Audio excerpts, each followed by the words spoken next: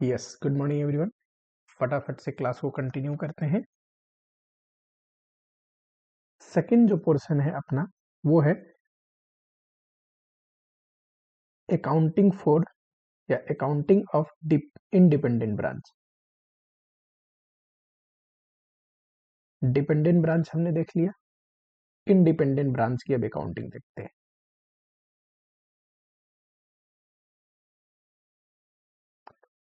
सबसे पहले क्या होता है इंडिपेंडेंट ब्रांच? सर, ऐसा ब्रांच जहां ब्रांच अपना बुक्स ऑफ अकाउंट खुद मेंटेन करता है। ठीक है,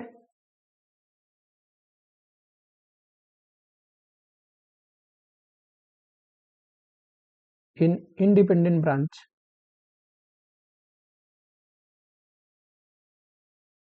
क्या होता है? Separate books of account maintain होता है ब्रांच पे। Separate books of account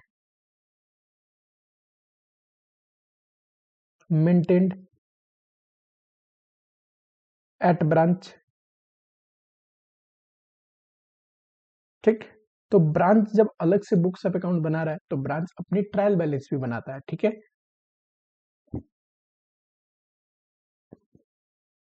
branch trial balance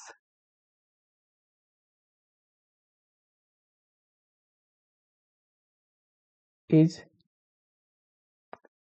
prepared by branch.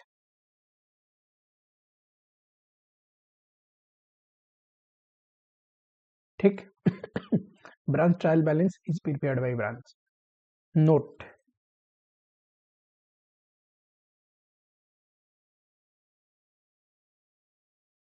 Under independent branch time बचाएंगे आज। ठीक है, इंडिपेंडेंट ब्रांच कैसे भी खत्म करना है। जर्नल एंट्री तो जो है टिक करा के करा सकता हूँ, नोट्स यहाँ पे ऑलरेडी प्रिपेयर्ड है। ठीक है, लेकिन क्या करेंगे कि आप लोग को जो नोट्स मैं प्रोवाइड करूंगा उसमें तो लिखना पड़ेगा, थोड़ा बहुत लिख भी लेंगे फटाफट से।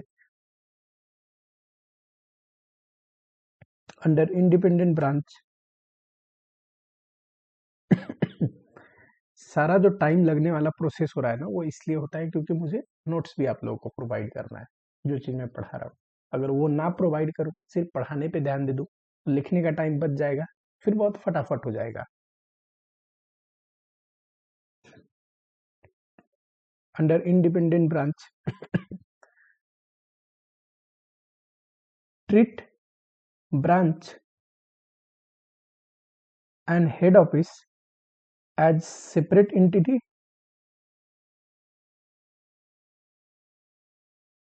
and branch is just like debtor of head office and head office is creditor of branch।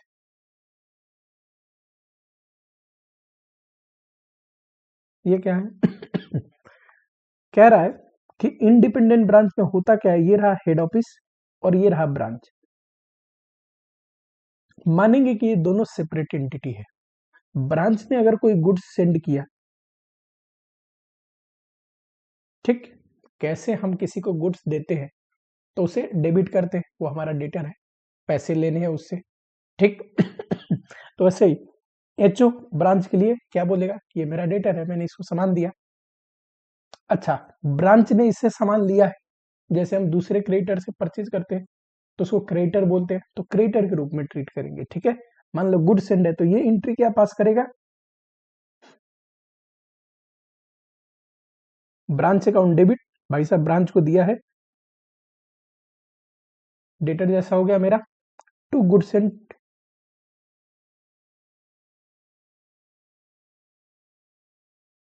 अच्छा, ये एंट्री क्या पास करेगा, इसको गुड्स आए तो गुड्स, अब रिसिप्ट भी लिख सकते हैं, पर एक ही लेजर खोलते हैं तो गुड्स सेंड टू ब्रांच भी लिख सकता हूं, डेबिट टू। क्योंकि देखो गुड्स रिसिप्ट क्यों लिख सकते हैं, ये दोनों अलग अलग एंट्री पास कर रहे हैं अपने अपने बुक में। हेड ऑफिस से लिया है ना, तो क्रेडिटर की तरह हो गया। ये दोनों क्या है, सेपरेट एंटिटी की तरह बिहेव करते हैं। जैसे मैं बाहर वालों से कोई चीज लेता हूं तो मेरा क्रेडिटर जैसा हो गया, उसको क्रेडिट देना पड़ता है, वैसे ही हेड ऑफिस से लिया तो करना पड़ेगा। यही लाइन लिखा है यहाँ पे, इतना बस याद रखोगे पूरी अकाउंटिंग आसान हो जाएगा। ठीक, ये दोनों अलग अलग अपना बुक्स बनाते हैं, एक दूसरे को अलग एंटिटी समझते हैं। ठीक, और हमें अकाउंटिंग कैसे करनी है, अगर कोई सामान भेजा, अच्छा रिवर्स भी हो सकता है। ये तो एग्जाम्पल नंबर 1 है। एग्जाम्पल 2 देखना। मान लो ये हेड ऑफिस है, ये ब्रांच है। ठीक, ये इसको कैश सेंड किया, तो एंट्री क्या पास होनी चाहिए लॉजिकली इसके बुक में, हेड ऑफिस के बुक में। सर कैश आया तो कैश अकाउंट डेबिट। हमने कैश किससे लिया है, ब्रांच से, तो ब्रांच को क्रेडिट करनी पड़ेगी। अच्छा ये एंट्री क्या पास करेगा, सर इसने दिया है हेड ऑफिस को, तो हेड ऑफिस को डेबिट करेगा। ठीक,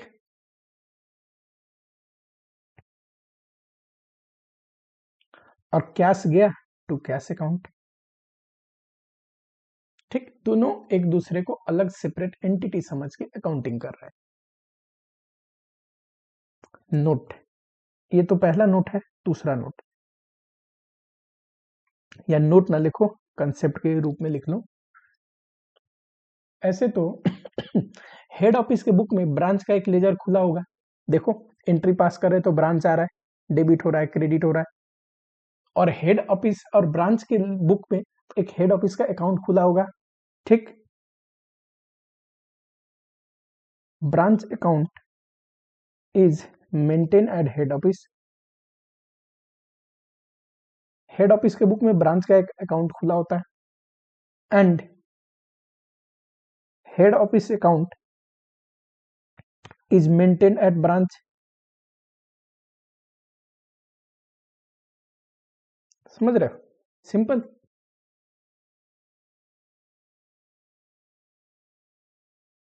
eight end both should be reconcile.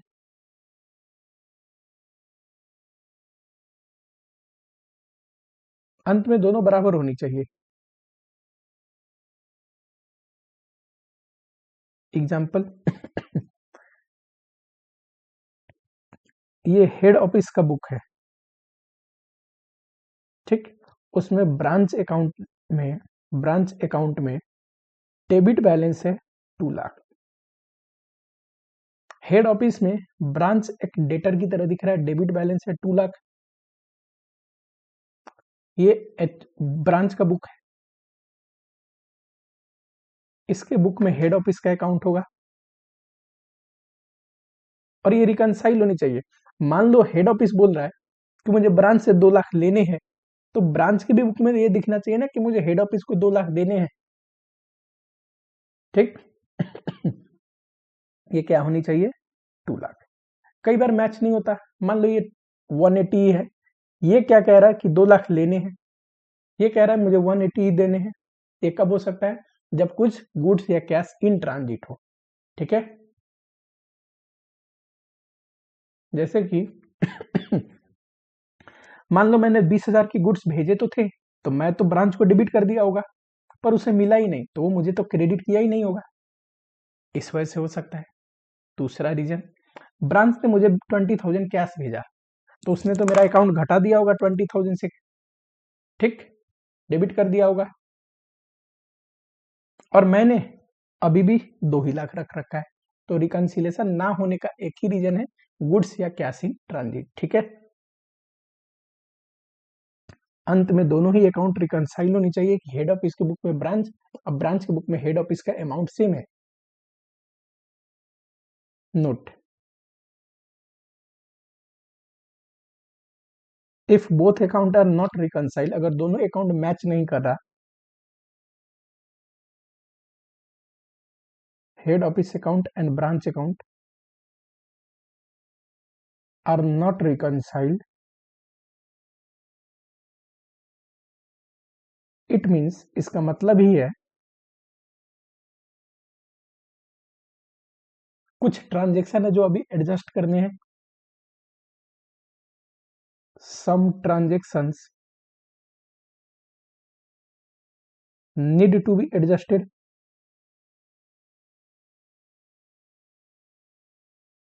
ठीक है। कुछ ट्रांजेक्शन है जो अभी एडजस्ट करने हैं, ठीक। चलो, हमारा कवरेज क्या रहेगा? हमारा कवरेज रहेगा सबसे पहला जर्नल एंट्री हमें पढ़ना है। ये जर्नल एंट्री इंपॉर्टेंट है। अभी तक जो डिपेंडेंट का है मैं बोल रहा था जर्नल एंट्री इंपॉर्टेंट नहीं है, इंडिपेंडेंट में इंपॉर्टेंट है। किस चीज का जर्नल एंट्री? Inter transactions.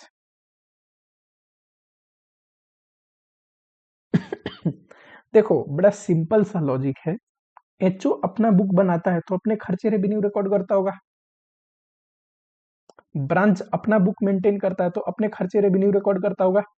लेकिन कुछ ट्रांजेक्शन तो इनके बीच में भी हो रहा है, ये गुड्स भेजता है, पैसे भेजता है, ये भी बीच बीच में गुड्स भेजता है, पैसे भेजता है।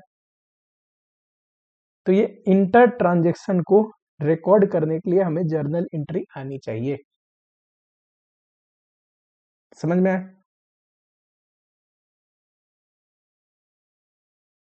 दूसरा,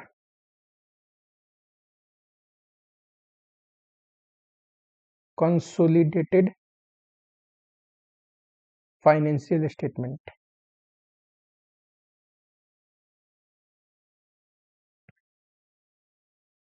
ठीक, यहां देखो, ये हेड ऑफिस है, ये ब्रांच है, ठीक। इसका जितना भी बुक्स ऑफ अकाउंट में एंट्री हो रखे तो अपना ट्रायल बैलेंस होगा, और इसका ये भी अकाउंटिंग करता है ना अपना सारा, इसका भी ट्रायल बैलेंस होगा। इससे हम फाइनेंशियल स्टेटमेंट बनाएं तो किसका बनेगा? सिर्फ हेड ऑफिस का। अच्छा, इससे अगर हम फाइनेंशियल स्टेटमेंट बनाएं तो किसका बनेगा? सिर्फ ब्रांच का फाइनेंशियल स्टेटमेंट। लेकिन अगर हम इसकी ट्रायल बैलेंस और इसकी ट्रायल बैलेंस दोनों को ध्यान में रख के फाइनेंशियल स्टेटमेंट बनाएं तो क्या बनेगा? कंसोलिडेटेड, यानी कि दोनों को जोड़ के टोटल कंपनी का बनेगा, ठीक। Consolidated financial statement, simple. Sir, consolidated का मतलब हेड ऑफिस ने जो ट्रांजेक्शन किया है वो ब्रांच का भी सब जोड़ के टोटल में जो कंपनी का बताएगा, ठीक है।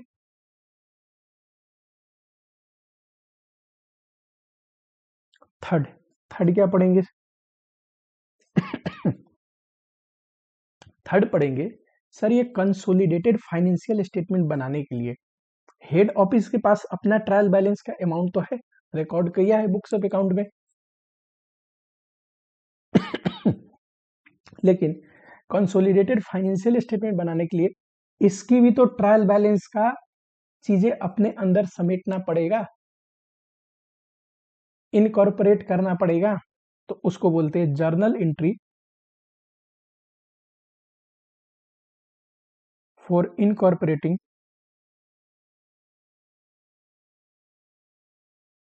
Trial balance of branch. Head office जब ब्रांच का ट्रायल बैलेंस अपने अंदर समेटेगा, अपने बुक में इनकॉर्पोरेट करेगा कंसोलिडेटेड फाइनेंशियल स्टेटमेंट बनाने के लिए, तो वो एंट्री, ठीक। इसके लिए अभी लिख देता हूं, this may not come in exam. इसका चांस कम है। जर्नल एंट्री पूछे तो इंटर ट्रांजेक्शन का बहुत हाई है, कंसोलिडेटेड फाइनेंशियल स्टेटमेंट बहुत हाई है, और इनकॉर्पोरेटिंग ट्रायल बैलेंस ये जर्नल एंट्री का चांस बहुत कम है, ठीक। चलो, अब स्टार्ट करते हैं अपनी पहला topic.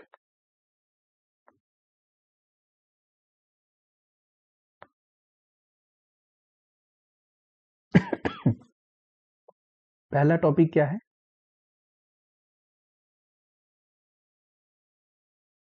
Journal entries for inter transaction.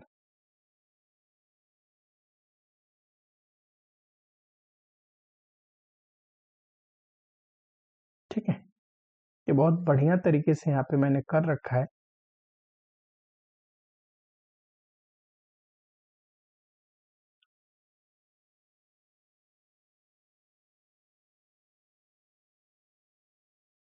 ठीक।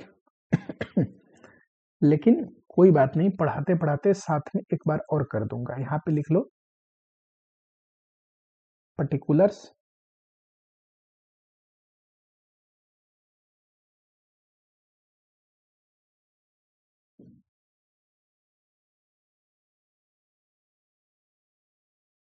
ठीक है, यहाँ पे एचओ क्या जर्नल एंट्री पास करेगा, यहाँ पे ब्रांच क्या जर्नल एंट्री पास करेगा।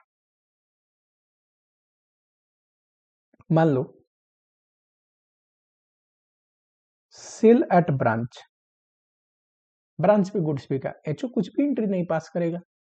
ब्रांच अपने बुक्स ऑफ अकाउंट में एंट्री पास करेगा क्या? सर सेल किया है, डेटर अकाउंट डेबिट, पैसे में किया है तो cash account debit to sales. ठीक है। अच्छा, मान लो सेल्स एट एचओ होता तो हेड ऑफिस अपने बेचता है गुड्स, तो सर इसको क्या लेना देना, ये कुछ भी एंट्री नहीं पास करेगा, पर हेड ऑफिस अपने बुक में नॉर्मल सेल्स की एंट्री डालेगा,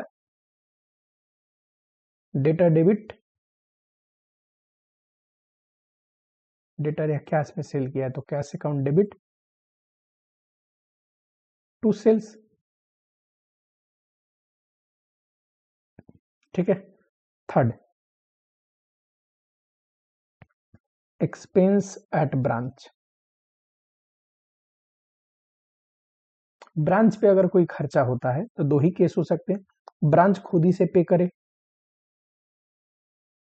पेड बाय ब्रांच, ब्रांच खुद से पे किया तो हेड ऑफिस को कोई लेना देना नहीं, वो तो ब्रांच का खर्चा है, ब्रांच पे कर रहा है। ब्रांच क्या करेगा, expense account debit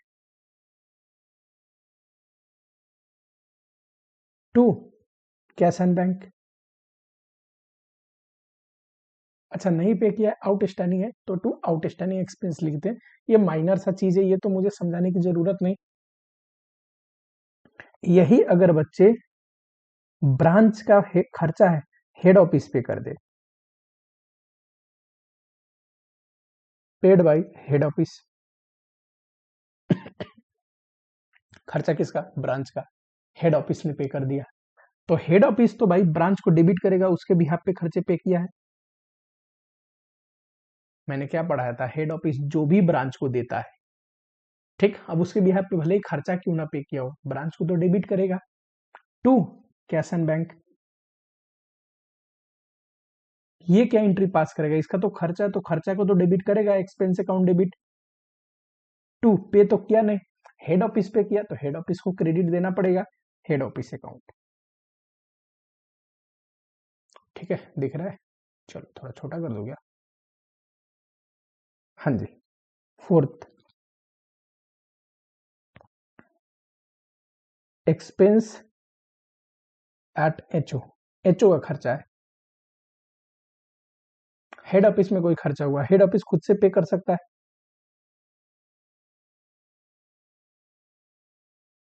paid by HO, तो इसका कोई मतलब नहीं, ये कोई एंट्री पास नहीं करेगा, ये नॉर्मल अपना खर्चा बुक करेगा, expense account debit to cash and bank. दूसरा, कई बार एचओ का कोई खर्चा होता है, ब्रांच पे कर देता है,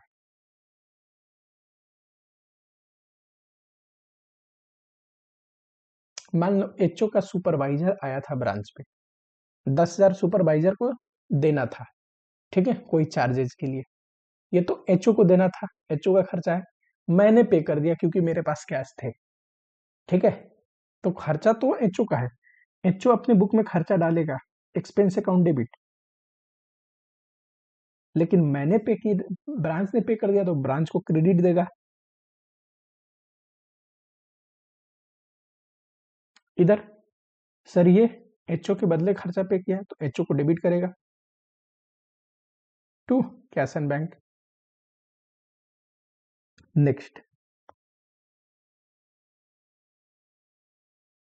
कलेक्शन ऑफ ब्रांच डेटर।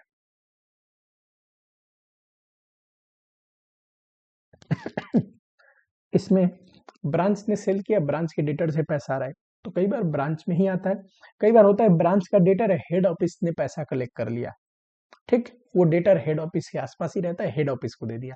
दो केस आपसे पूछेगा, बाई ब्रांच, अगर ब्रांच ने कलेक्ट किया तो हेड ऑफिस को कोई लेना देना नहीं है, भाई उसका डेटा है, उसने पैसे कलेक्ट किया, cash and bank account debit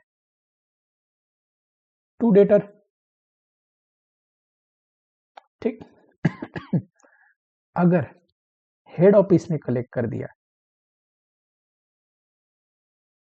debtor किसका, ब्रांच का, पैसे किसने कलेक्ट कर लिए, हेड ऑफिस, तो हेड ऑफिस के पास पैसे तो आएंगे तो cash and bank account debit करनी पड़ेगी टू ब्रांच को क्रेडिट देना पड़ेगा, डेटर तो उसका था ना, ठीक है।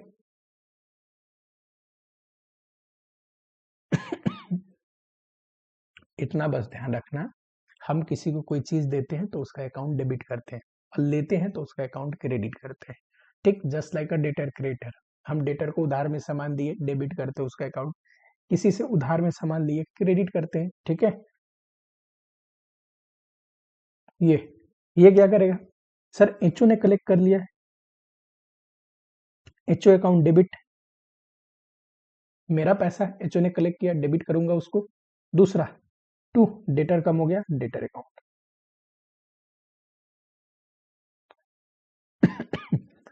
ठीक। Next, goods send to branch, shortcut में लिख रहा हूं बी आर करके, ये ब्रांच है, ठीक है। एचओ क्या एंट्री पास करेगा, सामान भेजा है ब्रांच को, ब्रांच अकाउंट डेबिट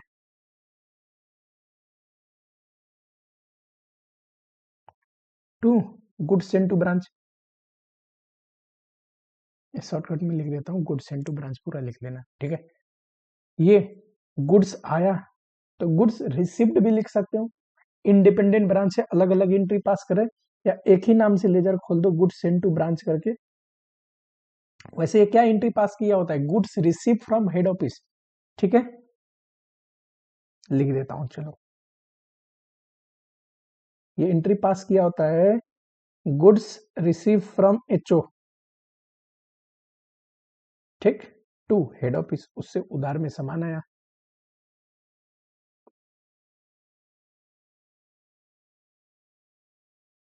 ऐसा भी तो हो सकता है कि गुड्स आया, हमने रिटर्न कर दिया कुछ उसमें से,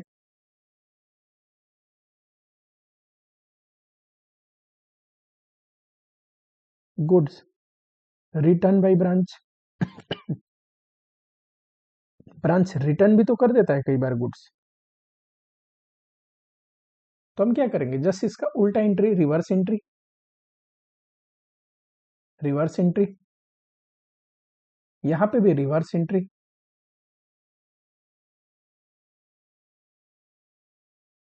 जो लेने का एंट्री था देने का, जस्ट उल्टा, उसका उल्टा एंट्री कर देंगे, ठीक है।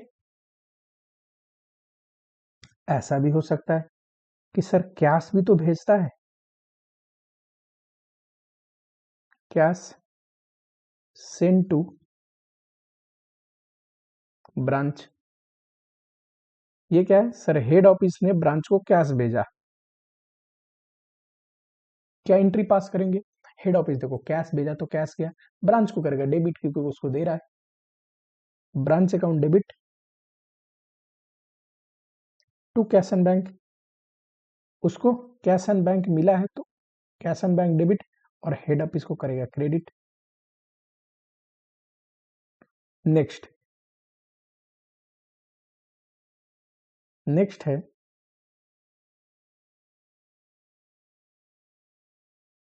रिटर्न भी तो करता है, कभी ब्रांच भी तो कैश भेजता है, कलेक्ट करके भेजता है कि नहीं, तो लिखो कैश सेंड, सेंट फ्रॉम, अरे, from head office to branch, sorry, branch to head office, from branch to HO.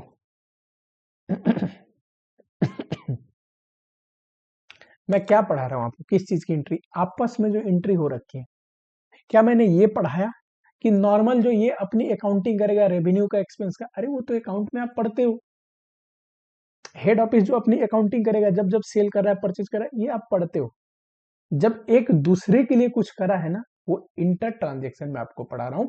इस पे जर्नल एंट्री पूछा हुआ समय हो गया है, इंपॉर्टेंट है। चलो, ब्रांच ने वापस भेज दिया, इसको तो कैश मिला होगा, cash and bank account debit to branch, branch को क्रेडिट करना पड़ेगा, ब्रांच से लिया है तो। ये HO account debit to cash and bank. 9 number,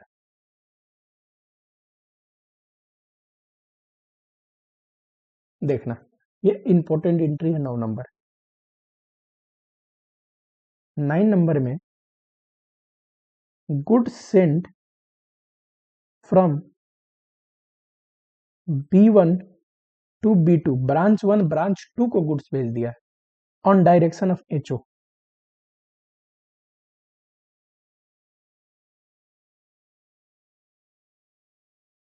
ये रहा एचओ हेड ऑफिस।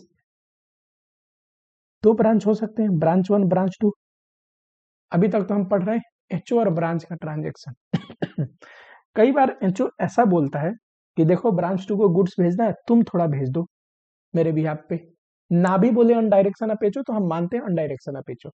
देखो, सब ब्रांच ना सिर्फ हेड ऑफिस को जानते हैं और हेड ऑफिस सारे ब्रांच को जानता है। ब्रांच एक दूसरे से कोई मतलब नहीं रखते।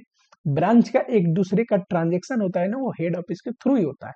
ठीक है, तो अगर ब्रांच 1 ये रिसीविंग है, ये सेंडिंग ब्रांच है, इसने भेजा है गुड्स, और ये रिसीव कर रहा है, रिसीविंग।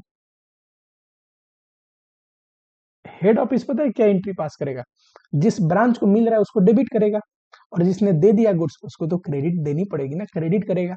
ठीक, तो ये पास करेगा B2, पूरा लिख दू क्या,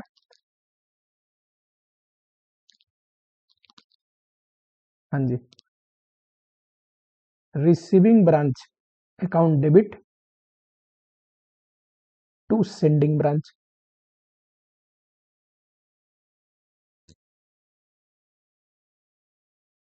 ठीक है, receiving branch account debit to sending branch. अच्छा, ये ब्रांच क्या एंट्री पास करेंगे, देखते हैं। ब्रांच में तो दो है, B1 ब्रांच क्या पास करेगा, सर B1 ने गुड्स दिया है, उसको B2 से मतलब नहीं, एचओ से मतलब है, ये पास करेगा एचओ अकाउंट डेबिट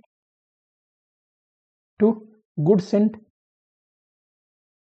अच्छा, B2, सर B2 को गुड्स मिला है, उसे तो एचओ से मतलब है, वो मानेगा ऐसा जैसे एचओ से मुझे गुड्स मिला है, एचओ ने बोला होगा तभी तो B1 ने भेजा है, तो ये करेगा goods received account debit to HO. देखो, जो ब्रांच है वो एचओ को जानते हैं, उन्हें एक दूसरे से मतलब नहीं, एचओ के बोलने पे कर तो देते हैं एक दूसरे के लिए खर्चा, सामान भेज दिया, कैश भेज दिया, पर एक दूसरे से कोई मतलब नहीं।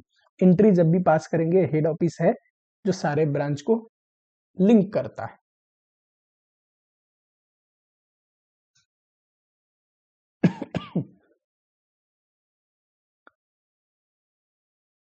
एक दूसरा एग्जांपल, इसी में एग्जांपल ऐड कर दो।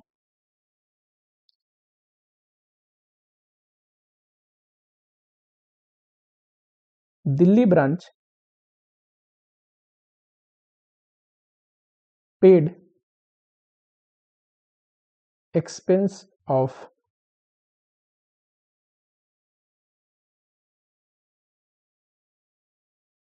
यार, दिल्ली ब्रांच थोड़ा बड़ा हो जाएगा, मुझे एंट्री के लिए ना स्पेस चाहिए, A1 A2 कर दो। Branch A, branch A paid expense of branch B. Oh my god, branch A branch B का खर्चा पे कर दिया कोई। मैंने क्या बोला, जब भी एक ब्रांच किसी ब्रांच के लिए कुछ करे, हम हमेशा क्या बोलते हैं कि भैया ब्रांच जानते हैं एचओ को और एचओ जानता है इन ब्रांच को। देखो यहाँ पे एचओ क्या पास करेगा इसको मिला है ना, इसके खर्चे पे हो रखे, ये है रिसीविंग ब्रांच, ब्रांच बी, तो बी शॉर्टकट में लिख देता हूं, ठीक है। ब्रांच बी अकाउंट डेबिट, और पे किसने किया है, ब्रांच ए, तो ब्रांच ए को क्रेडिट देना पड़ेगा। ब्रांच क्या पास करेंगे, जैसे कि ब्रांच ए क्या पास करेगा, सर इसने तो पे किया है ब्रांच ए ने, एचओ को डेबिट करेगा, और पैसे गए तो to cash and bank. Branch B क्या एंट्री पास करेगा, बड़ी सिंपल है सर, इसके तो खर्चे पे हो रखे हैं, ठीक, तो खर्चा तो इसके बुक में आएगा, एक्सपेंस अकाउंट डेबिट, खर्चा तो किसका है, ब्रांच बी का ना, तो एक्सपेंस बुक करेगा, और दूसरा क्रेडिट किसको देगा, एचओ को। तो ब्रांच जब भी एंट्री पास करते हैं, आपस के ट्रांजेक्शन एचओ के थ्रू करते हैं, और एचओ क्या करता है, दोनों ब्रांच को एडजस्ट कर देता है। कैसे, रिसीविंग ब्रांच को डेबिट, और जो सेंड किया है उसको तो क्रेडिट देना पड़ेगा। चलो 10 नंबर ये भी इंपॉर्टेंट है, कैश या फिर गुड्स इन ट्रांजिट। जैसे कि यहाँ पे एचओ है, यहाँ पे ब्रांच है, केस 1 ले लेते हैं। एचओ ने इसको क्या भेजा, गुड्स, जो कि क्या है, इन ट्रांजिट है, उसे मिला ही नहीं। अब जब भेजा होगा इसने तो एंट्री पास कर लिया होगा भेजते time, branch account debit to goods sent, इसको entry, no entry is required,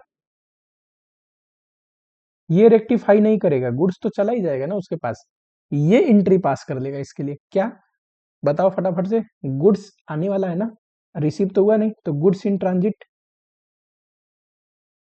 debit और टू एचओ। इसका मतलब क्या है, रिसीविंग जो होगा ना, जो भी रिसीविंग पार्टी होगी, यहाँ इसको मिलने वाला था ना, ये एंट्री पास करेगा। ऐसा नहीं कि एंट्री नहीं हो रखी है तो ये रेक्टिफाई करेगा अपना बुक, ऐसा नहीं करेंगे। क्या करेंगे, note, receiving party will make entry for adjustment, receiving party will make entry for adjustment।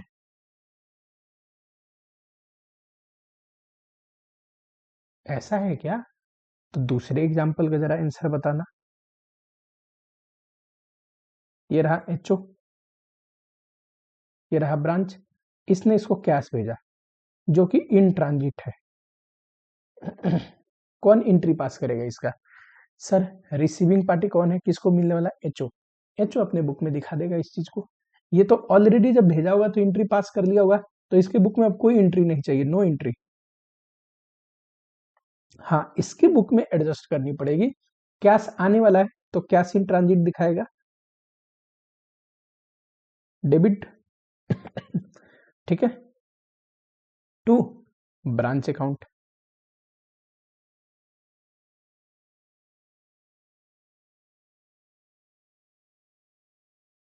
ठीक है, समझ में आया क्या, तो इतना चीज तो फटाफट से देख लो।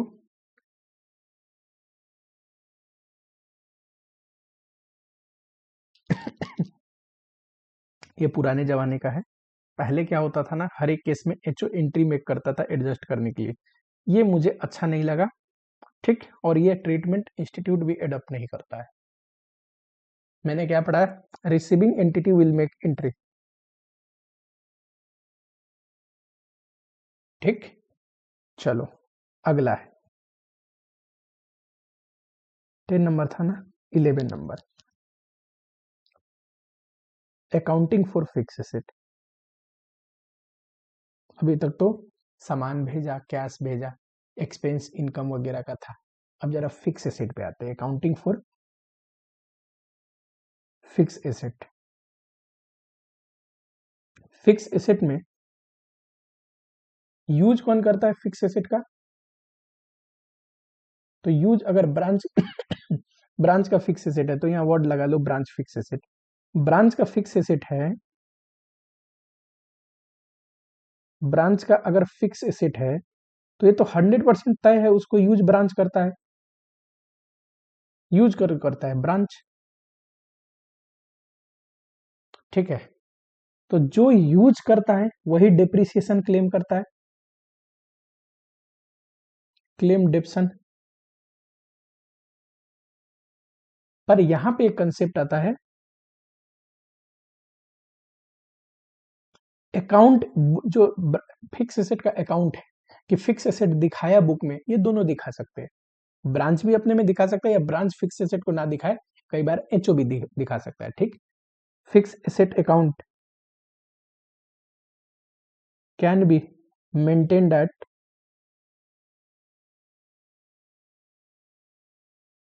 दोनों, ब्रांच भी मेंटेन कर सकता है अपने बुक में और एचओ भी। आप बोलोगे सर अगर ये फिक्स एसेट ब्रांच का है, ब्रांच का है, ब्रांच ही यूज कर रहा है, तो क्यों नहीं अकाउंटिंग कर रहा है अपने बुक में?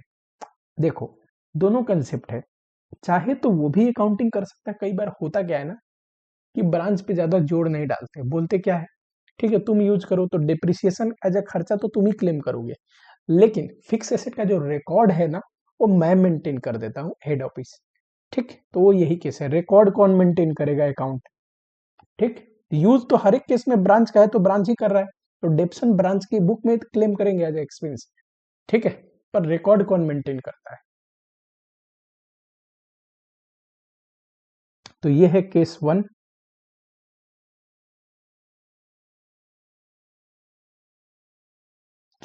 यही लिख देता हूं case 1, record maintain by branch, branch he fix asset का रिकॉर्ड मेंटेन करता है। यानी कि फिक्स एसेट एज एसेट किसके बुक में रिकॉर्ड होगा? ब्रांच की। चलो ठीक है सर, ये रहा एचओ, ये रहा ब्रांच। ठीक,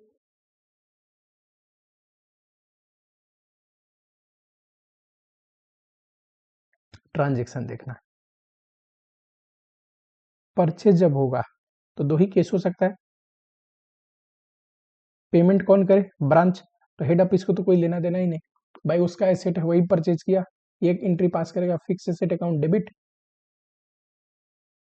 टू कैश एंड बैंक। कई बार पेमेंट, एसेट उसने खरीदा, मैंने पेमेंट कर दिया, मैं पेमेंट भिजवा दिया ब्रांच को। ठीक, पेड बाई एचओ। ठीक है, तो मैंने जब दिया तो ब्रांच को डेबिट करूंगा, भाई साहब पैसे पे करे आपके बिहाफ पे टू कैश एंड बैंक।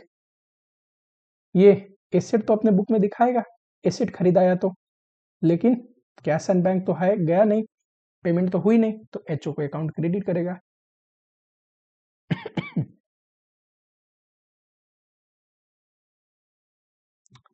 ठीक है,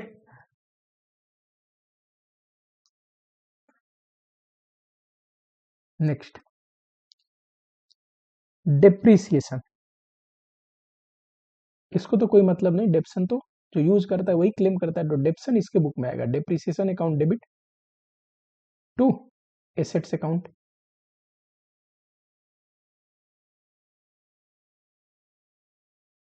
समझ में आया आपको?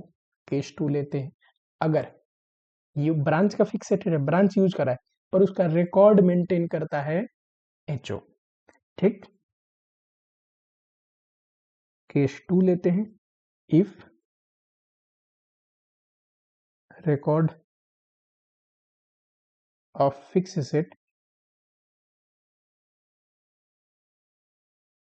Maintain by head office. अब जो फिक्स एसेट का अकाउंट है ना वो कौन ओपन करेगा? हेड ऑफिस करेगा।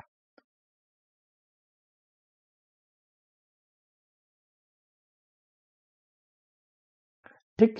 परचेज करते टाइम ब्लू से लिखते हैं। परचेज करते टाइम क्या हो सकता है सर? एक तो ब्रांच पे कर दे। अब ब्रांच पे किया, ब्रांच तो फिक्स एसेट डेबिट करेगा नहीं। फिक्स एसेट किसके बुक में रिकॉर्ड हो रही है बताओ? एचओ को। तो ब्रांच करेगा HO account debit to cash and bank. ये क्या करेगा? इसके बुक में फिक्स एसेट आया, फिक्स एसेट अकाउंट डेबिट। ठीक, इसने तो पे करी नहीं, तो branch account.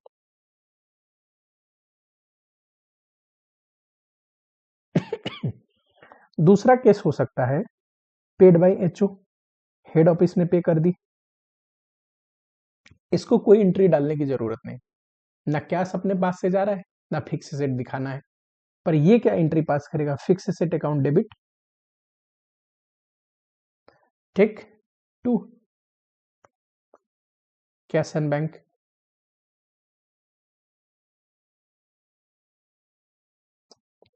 Second entry depreciation कैसे होगा?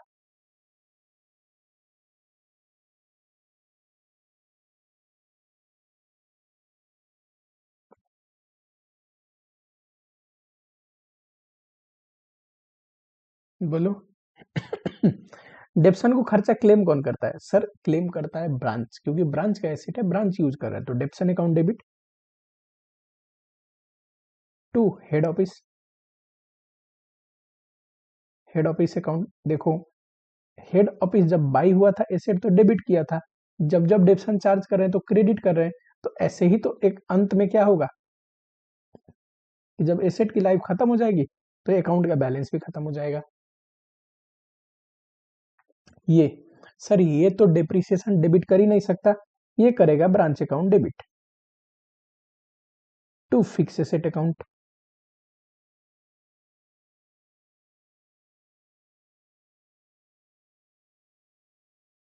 ठीक है। लॉजिक क्या है सर? दुनिया में कुछ भी ट्रांजैक्शन पूछते, हमेशा मैं अगर किसी को दे रहा हूं तो भैया वो डेबिट, उसका अकाउंट।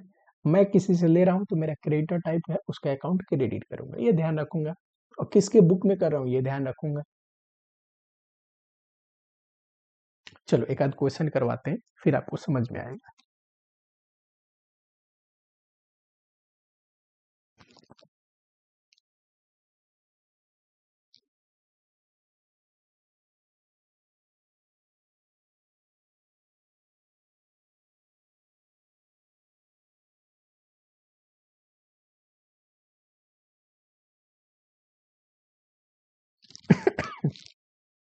क्या बोल रहा है? Give journal entry in the book of independent branch.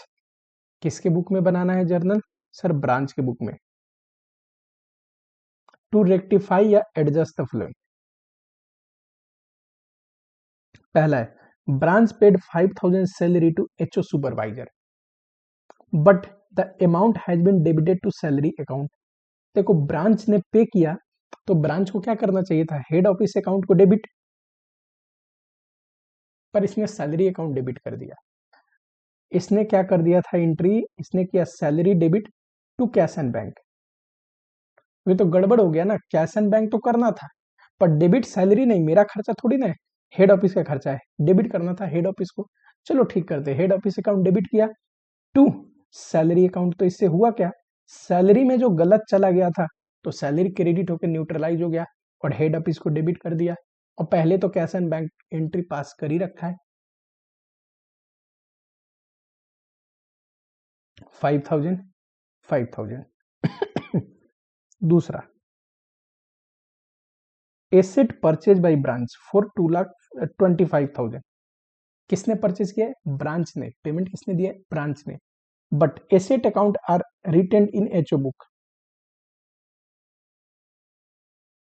Account किसके बुक में मेंटेन करना है? हेड ऑफिस के बुक में। सर तो हेड ऑफिस के बुक में मेंटेन करना है, इसने पेमेंट किया है तो फिक्स एसेट अकाउंट डेबिट तो करेगा नहीं, क्योंकि हेड ऑफिस के बुक में अकाउंट मेंटेन होना है। तो ये करेगा HO account debit to cash and bank. ये देखो ना, अभी लिखवाया हूं नोट्स। यही नहीं है जर्नल एंट्री। परचेज करके पे कौन किया है? ब्रांच। और किसके बुक में मेंटेन हो रहा है? एसेट का अकाउंट, हेड ऑफिस का।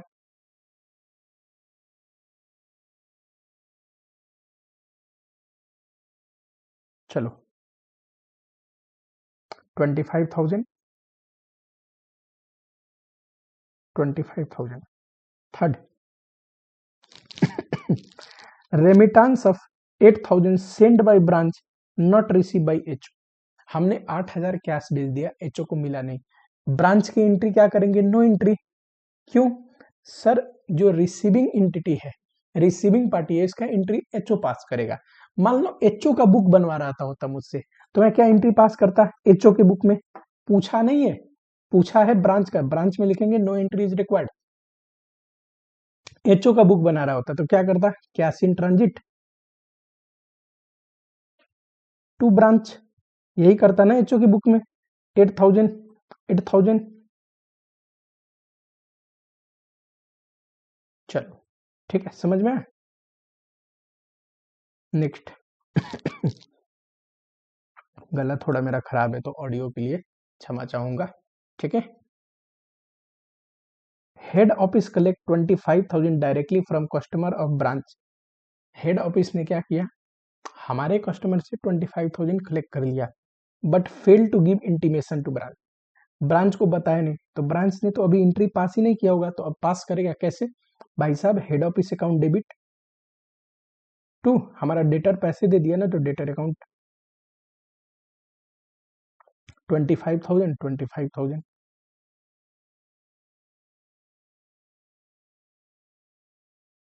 Next, remittance of fund by HO to branch. HO ने मुझे पैसे भेजे, ठीक है, but not entered in branch. Branch ने अभी एंट्री नहीं किया, क्या एंट्री पास करेगा? Cash in transit debit to HO. कितना? सर 5,000, 5,000।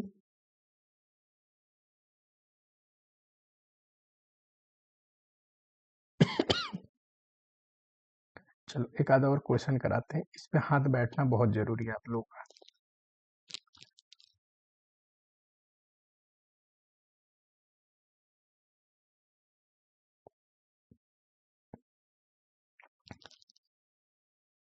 ये देख, अब हम दोनों के ही बुक में करते जाएंगे। पूछा तो एक ही है, keep journal entry in the book of branch A. Branch के बुक में है, ठीक, टू रेक्टिफाई या एडजस्ट। पर हम दोनों के ही बुक में करेंगे, एचओ और ब्रांच। हमें पूछा क्या है? तो हमसे पूछा है ये वाला पहला।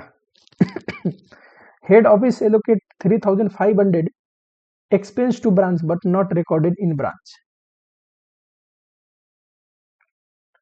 ठीक है। अब हेड ऑफिस ने एलोकेट कर दिया है, तो हेड ऑफिस तो कोई एंट्री पास करेगा नहीं। अब क्यों? ऑलरेडी कर चुका होगा ना। यहाँ पे क्या पूछ रहा है?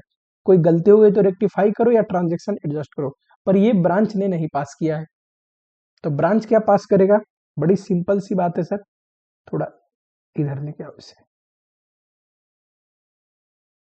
एक्सपेंस बुक करेगा।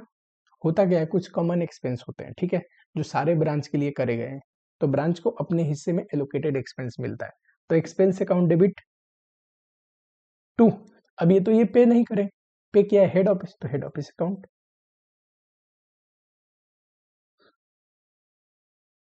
ठीक है।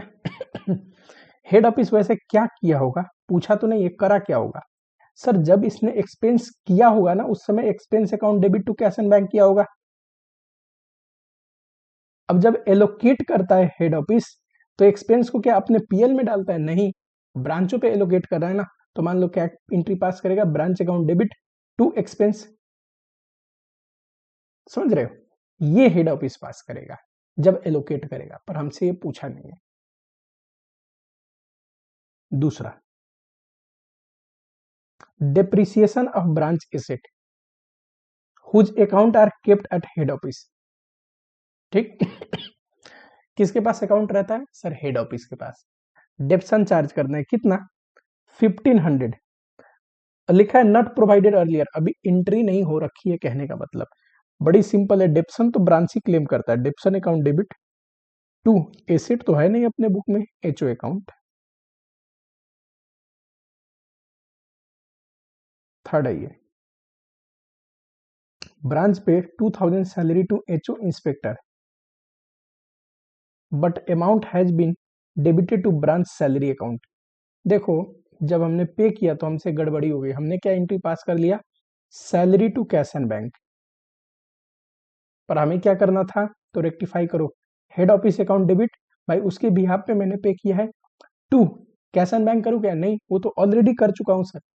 फिर ये सैलरी को रेक्टिफाई करो, डेबिट किया था क्रेडिट कर दो, हमारे खर्चे में क्यों डालेंगे।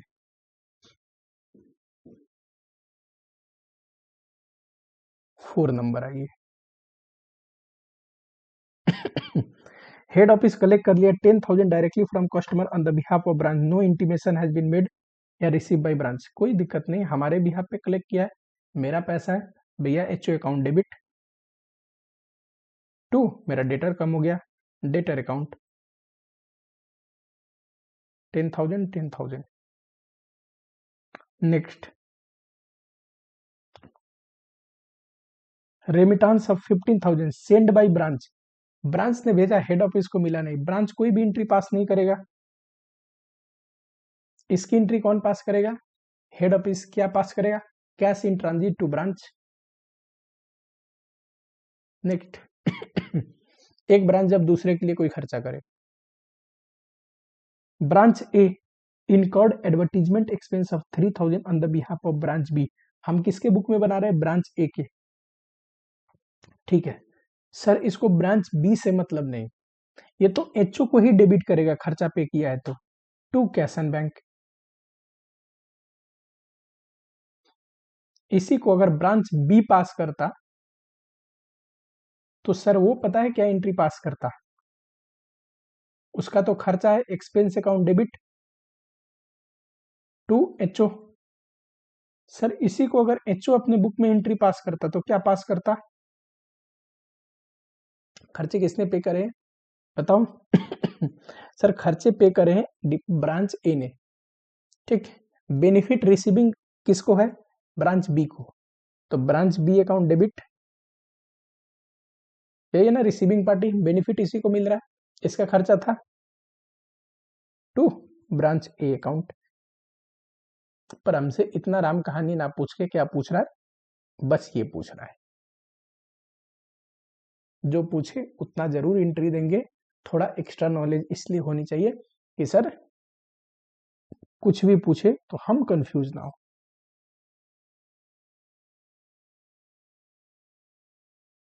चलो नेक्स्ट, ये देखो ध्यान से सुनना,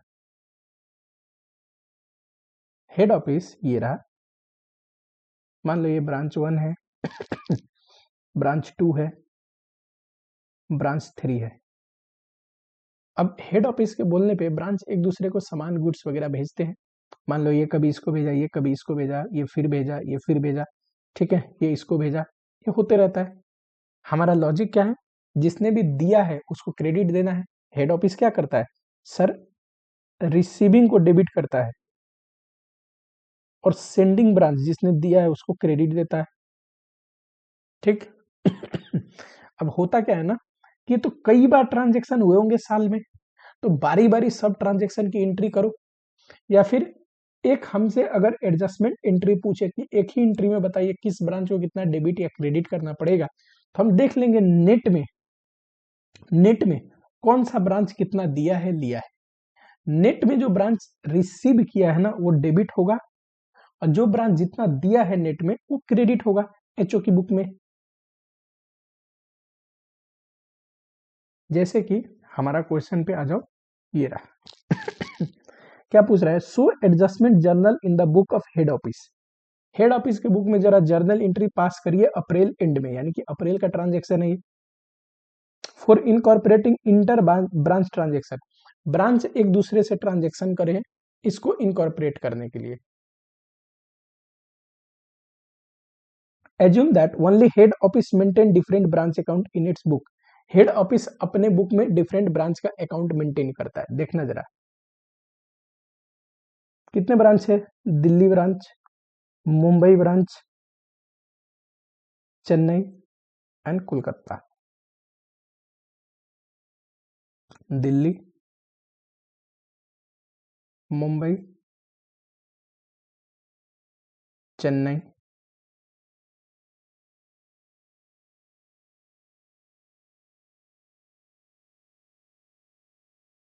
एंड कोलकाता। करेक्ट। ट्रांजैक्शन अब लिखना शुरू करो। सबसे पहले ट्रांजैक्शन दिल्ली ब्रांच ने किया है, तो यहां लिख दो पर्टिकुलर्स। सबसे पहले ट्रांजैक्शन किसका लिख रहे हैं? दिल्ली ब्रांच का। देखना ध्यान से, उसमें भी पहला ट्रांजैक्शन क्या है? रिसीव फ्रॉम मुंबई, मुंबई से लिया है दिल्ली ने, एंड फ्रॉम कोलकाता। इतना जिसने लिया है उसको डेबिट करता है ब्रांच हेड ऑफिस, और जिसने दिया है उसको क्रेडिट करता है। तो बताओ, मुंबई ने 35,000 दिया है, तो मुंबई को 35,000 से क्रेडिट देना पड़ेगा। पहले तो लिख लो goods received from Mumbai and Kolkata.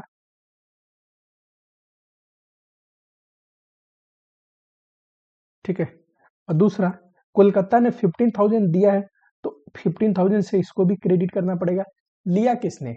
Delhi वाला, दिल्ली है रिसीविंग ब्रांच। कितना सर? 35 प्लस 15, 50,000। 50,000 से इसको डेबिट करो। सेकेंड ट्रांजेक्शन देखो, good send to Chennai and Kolkata. कौन सेंड किया होगा? सर ये ब्रांच दिल्ली की बात हो रही है, दिल्ली सेंड किया होगा। चेन्नई ने लिया है, कोलकाता ने लिया है, तो इनको डेबिट करनी पड़ेगी। देखना, चेन्नई 25,000 से डेबिट करो। दूसरा, सर कोलकाता 20,000 से डेबिट करो। और ये भेजा किसने? दिल्ली ने, तो दिल्ली को 45,000 से क्रेडिट दे दो। सेंडिंग ब्रांच है ये। क्या लिखोगे? Good send. सेमी लाइन उठा के चेप देना यहां से, बस अमाउंट हटा के, to Chennai and Kolkata. Third entry बताओ, बिल्स रिसीवेबल रिसीव्ड किसको मिला है? दिल्ली को। भेजा किसने? चेन्नई ने। दिल्ली को मिला है तो दिल्ली को तो डेबिट करना पड़ेगा, रिसीविंग डिपार्टमेंट है। चेन्नई ने भेजा है, चेन्नई को क्रेडिट करना पड़ेगा। लिख दो बिल्स रिसीवेबल रिसीव्ड। चौथी एंट्री, एक्सेप्टेंस हमने भेज दी मुंबई के बिहाफ पे और कोलकाता के बिहाफ पे। मैंने एक्सेप्टेंस दिया, मैं दिल्ली ब्रांच हूं, मैं तो सेंडिंग हूँ। रिसीविंग ब्रांच कौन है? मुंबई एंड कोलकाता। 2510, तो सर मुंबई ये रहा 25,000 डेबिट, कोलकाता 10,000 डेबिट। ठीक, और मैंने भेजा तो 25,000 मुझे दे दो क्रेडिट। क्या है? एक्सेप्टेंस सेंड किया है। ठीक है, कहने का मतलब क्या है कि ऐसे ही आप सारी एंट्री डालोगे। लॉजिक क्या है? लॉजिक जो मैंने ऑलरेडी पढ़ा रखा आपको। लॉजिक क्या है एंट्रीज का? सेंडिंग डिपार्टमेंट जो है, सेंडिंग ब्रांच जो है, उसको हम क्रेडिट दे रहे हैं। ठीक, और जो बेनिफिट को रिसीव कर रहा है, चाहे गुड्स के रूप में हो, कैश के रूप में हो, बीआर के रूप में हो, जो बेनिफिट को रिसीव कर रहा है, रिसीविंग ब्रांच है, उसको हम डेबिट करते हैं। जैसे कि नेक्स्ट एंट्री अब मुंबई ब्रांच का शुरू है, रिसीव फ्रॉम कोलकाता 15 और दिल्ली ये, तो मुंबई ब्रांच ने लिया है ना। सेकंड, अब हमने शुरू कर दिया मुंबई ब्रांच का। Number 1, received from Kolkata and Delhi. Delhi ने दिया है तो 20,000 दिल्ली को क्रेडिट दो। कोलकाता ने दिया है, कितना दिया है भाई साहब? 15,000। 15,000 कोलकाता को क्रेडिट दो। लिया किसने? मुंबई ने। ये प्लस ये कितना हो जाएगा? 35। 35 मुंबई को डेबिट करो। सिंपल लॉजिक समझ में आया? जो भेज रहे हैं बेनिफिट को, चाहे सामान हो, कैश हो, बीआर हो, उसको क्रेडिट देते हैं। जो रिसीविंग डिपार्टमेंट है उसको डेबिट करते हैं। ठीक, अंत में टोटल करते हैं। डेबिट क्रेडिट का, क्रेडिट ज्यादा है डेबिट कम है, तो नेट में क्रेडिट लिखोगे। मान लो दिल्ली ब्रांच का आपने टोटल किया, ये रहा दिल्ली ब्रांच, टोटल डेबिट है 1 लाख और क्रेडिट है 1,20,000, तो नेट में क्या आ जाएगा, क्रेडिट 20,000 का। ठीक, अब ये करने के बाद अंत में कितना टोटल आएगा, यहीं से टिक करा देता हूं।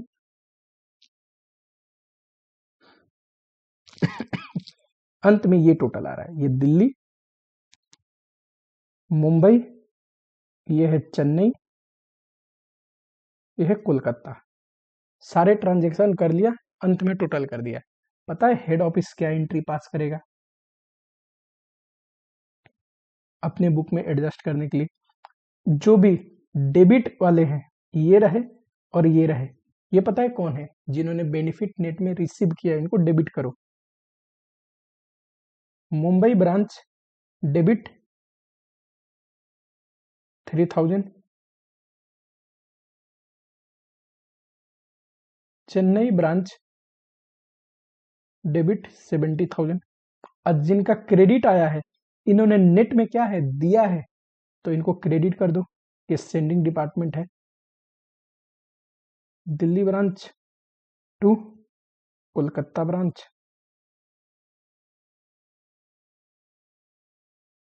कितना, दिल्ली का 15,000,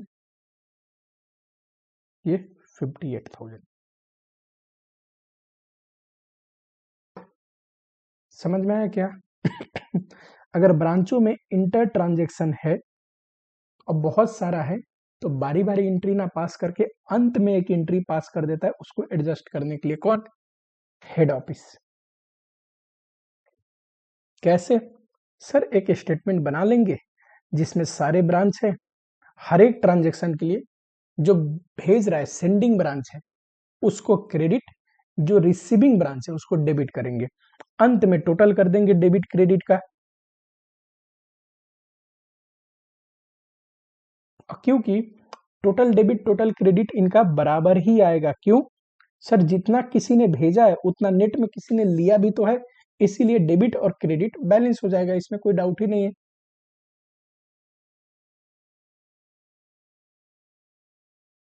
चलो, तो हमारा पहला टॉपिक जो था जर्नल एंट्री, वो आई थिंक सो कंप्लीट हो गया।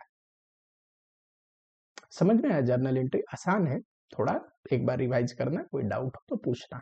ठीक, टाइम बचाना है अपने को। सेकेंड टॉपिक पे आते हैं,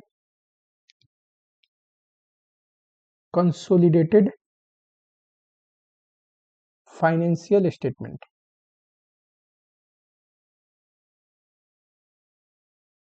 कंसोलिडेटेड फाइनेंशियल स्टेटमेंट यानी कि जब ब्रांच की भी ट्रांजैक्शन को हम इनकॉर्पोरेट कर लेते हैं, जब ब्रांच की भी ट्रायल बैलेंस को इनकॉर्पोरेट कर लेते हैं तब ये बनाते हैं। पर वो ट्रायल बैलेंस इनकॉर्पोरेट करने के लिए जो जर्नल एंट्रीज है वो अभी मैंने नहीं पढ़ा है, इसके बाद पढ़ा दूंगा, वो रिलेवेंट भी नहीं है एग्जाम पर्पज से, मुझे नहीं लगता पूछेगा, नहीं पूछेगा। ठीक, नॉलेज के लिए पता होनी चाहिए, कर लेंगे, कोई दिक्कत नहीं है।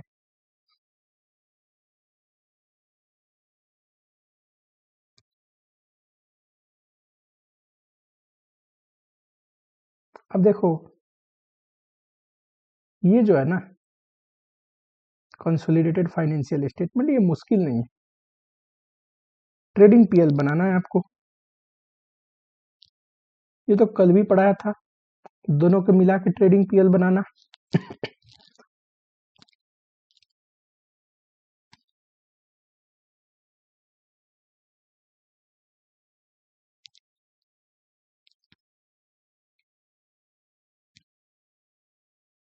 एक बस टोटल का कंसोलिडेटेड वर्ड है तो एक टोटल का डाल देंगे, टोटल कुछ नहीं है, दोनों का टोटल करते रहना, टोटल वाला कॉलम फिल हो जाएगा। चलो, यहाँ पर्टिकुलर्स और यहाँ HO branch total, particulars HO branch total. हमें चाहिए थोड़ा स्पेस, मैं ना इसको लिखवाने से पहले कुछ समझाना चाहता हूं आपको।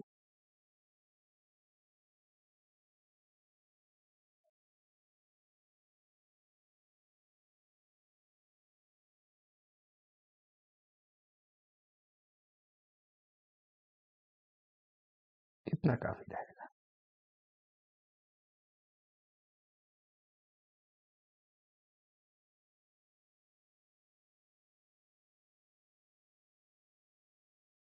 पहला जो है ये है consolidated trading PL, trading and profit and loss account है। ठीक, पूरा वर्ड लिखना चाहे तो लिख लो, आगे कंसोलिडेटेड वर्ड लगा लो। ये है कंसोलिडेटेड ट्रेडिंग पीएल। ठीक, समझने के लिए अब जरा ध्यान से सुनना। ये रहा एचओ, ये रहा ब्रांच। कल जो मैं आपको होलसेल प्राइस मेथड में ट्रेडिंग पीएल बनवाया, फाइनल अकाउंट में ट्रेडिंग पीएल बनाया, सेम है ये, कोई दिक्कत नहीं है। ठीक है, मान लो हेड ऑफिस 100 का कोई सामान खरीदता है। ठीक, बाहर में अगर इसे सेल करना हो तो 25% प्रॉफिट मार्जिन, यानी कि मान लो 25 रुपीज एड करके बेचता है, तो बाहर में 125 पे सेल करता होगा। पर ब्रांच को 10 रुपीज प्रॉफिट मार्जिन जोड़ के भेजता है, तो ब्रांच को तो 1 से 10 में भेज रहा है, करेक्ट। और ब्रांच आगे मान लेते हैं इसमें 20 रुपीज और ऐड करके प्रॉफिट बेचता है, तो ब्रांच तो 135 में सेल करता होगा। नॉर्मली एचओ बाहर वाले को कितने में सेल करता है? 125, 25% प्रॉफिट मार्जिन। इसको सेल करता है 10% मार्जिन, यानी कि 110 में। ये उस पर भी थोड़ा प्रॉफिट मार्जिन लेके ये आगे सेल करता है। ठीक, ब्रांच के लिए कॉस्ट कितना भैया? 1 से 10 में लिया है, हेड ऑफिस से 1 से 10 कॉस्ट है। हेड ऑफिस का इसका गुड्स का कॉस्ट कितना? तो हेड ऑफिस के लिए उसके गुड्स का कॉस्ट है 100। ब्रांच के पास कोई स्टॉक पड़ा हुआ रह जाए, ठीक, तो आपको पता है ब्रांच के पास जो स्टॉक है वो है तो कंपनी का ही स्टॉक, और उसमें हेड ऑफिस प्रॉफिट चार्ज करके भेजा है, तो वो तो 110 पे दिख रहा होगा। तो यानी कि उस स्टॉक में अनरियलाइज प्रॉफिट भी होगा, जो कि हमें निकालना है। और निकालते टाइम किसके अकाउंट में दिखाएंगे, किसके पीएल में दिखाएंगे? बताओ, हेड ऑफिस के कि ब्रांच के? हेड ऑफिस के। क्यों सर? हेड ऑफिस ही तो वो प्रॉफिट चार्ज किया है। तो हेड ऑफिस के प्रॉफिट में वो प्रॉफिट दिख रहा है, तो हेड ऑफिस के प्रॉफिट से निकालना पड़ेगा। चलो, अब समझ में आ गया इतना? ये कल भी बताया था। टू ओपनिंग स्टॉक कुछ हो सकता है, टू परचेज, अच्छा टोटल भी कर सकते हैं। टोटल है क्या? कुछ नहीं, इन दोनों का टोटल करते रहना, आराम से हो जाएगा। टू परचेज कई बार ब्रांच परचेज करता भी है, कई बार नहीं भी करता है। ब्रांच पूरा का पूरा हेड ऑफिस से लेता है, परचेज करता है तो डाल देंगे, नहीं करता है हेड ऑफिस से लेता है तो नहीं आएगा। टू, इधर सेल आता है, बाई सेल्स। आपको पता है एक बात, हेड ऑफिस का जो स्टॉक है वो 100% पे दिख रहा होगा कॉस्ट पे, पर ब्रांच का जो स्टॉक है वो 110 पे दिख रहा होगा। ये 10 रुपया प्रॉफिट मार्जिन चार्ज करके भेजता है ना।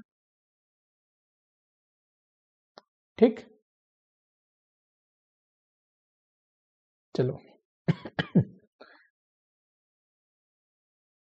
एक और चीज मैं कर लेता हूँ, ये 20 रुपीज ना करके ना और बढ़िया बना देता हूँ, 20% प्रॉफिट मार्जिन। बताओ, 1 से 10 का 20%,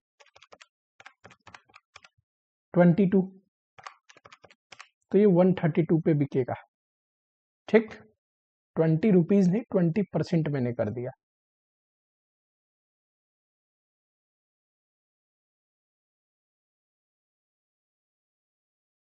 चलो, ये जो सेल करता है बाहर में हेड ऑफिस, पता है 125 पे सेल करता है। अच्छा सर, ब्रांच ब्रांच तो 132 पे सेल करता है। आपको समझाने के लिए याद दिला रहा हूं, ठीक है? ऐसे अगर लिखोगे दिमाग में रहेगा, गड़बड़ी नहीं होगी।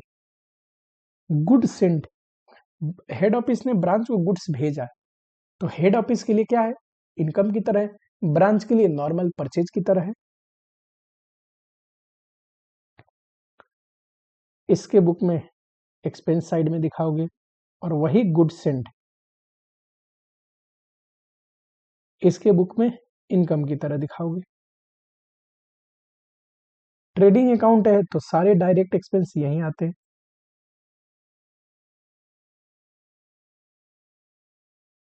ठीक, ग्रॉस प्रॉफिट आता है इधर।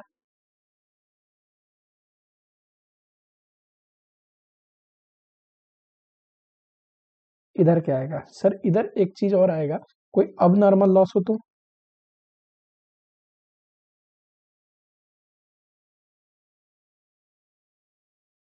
पता है सर, अब नॉर्मल लॉस इसका तो 100% पे दिखेगा, इसके लिए कॉस्ट 100% है। कॉस्ट घटाते हैं, कॉस्ट ऑफ अब नॉर्मल लॉस, पर इसके लिए तो कॉस्ट 110 है तो 110 पे दिखेगा। पर जब टोटल करेंगे, टोटल तो कंपनी के लिए कॉस्ट कितना है 100। कंपनी के लिए कॉस्ट कितना है 100, तो यहाँ 100 पे दिखाना पड़ेगा, कॉस्ट पे दिखाना पड़ेगा। ये बात को ध्यान रखना, हमेशा अब नॉर्मल लॉस आपको कॉस्ट पे दिखाना पड़ेगा। 100 रुपए का चीज ब्रांच के लिए कॉस्ट 100 रुपया है, ब्रांच सॉरी हेड ऑफिस के लिए ब्रांच को भेजता है 10 रुपीज प्रॉफिट चार्ज करके, तो इसके लिए कॉस्ट 110 हो गया। पर जब भी टोटल में लिखेंगे तो ये तो 100 पे है, इसको 100 पे ले आके लिखना पड़ेगा, यानी कि कंपनी के लिए कॉस्ट तो 100 ही है ना, उस अमाउंट पे लिखना पड़ेगा। ठीक है भाई, एक क्वेश्चन करवाऊंगा अभी, क्लियर हो जाएगा। ऐसा ही क्वेश्चन कराऊंगा जिसमें अब नॉर्मल लॉस हो। क्लोजिंग स्टॉक,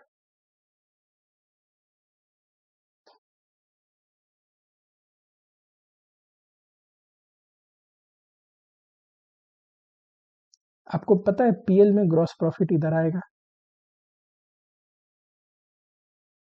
इसमें क्या क्या खर्चे आते हैं सर, एक नंबर सारे इनडायरेक्ट खर्चे, एडमिनिस्ट्रेटिव एक्सपेंस, सेलिंग एक्सपेंस, ये वगैरह बोले, सब इनडायरेक्ट है। दूसरा सर, ऊपर जो ये अब नॉर्मल लॉस लिखा है ना, ट्रेडिंग से तो हटाया, पर हाँ लॉस तो है, पीएल में डालनी पड़ेगी अब नॉर्मल लॉस। और बताओ सर, इतने से बात नहीं बनेगी, स्टॉक रिजर्व भी एडजस्ट करना पड़ेगा। ओपनिंग स्टॉक में जो रिजर्व होते हैं, ओपनिंग स्टॉक तो ब्रांच ने इस बार बेच दिया अपना, तो वो प्रॉफिट रियलाइज हो गया, तो ओपनिंग स्टॉक रिजर्व इधर लिखते हैं। जो भी होगा वो एचओ में लिखेंगे। क्यों सर, आपने पढ़ाया था कि एचओ ने ही वो प्रॉफिट चार्ज किया है, तो एचओ के बुक में दिख रहा है अनरियलाइज प्रॉफिट, तो एचओ में दिखाएंगे।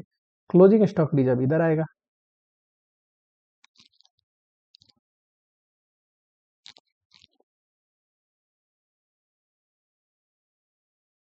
अब जो बच गया वही है नेट प्रॉफिट, अब तो कुछ बचा ही नहीं।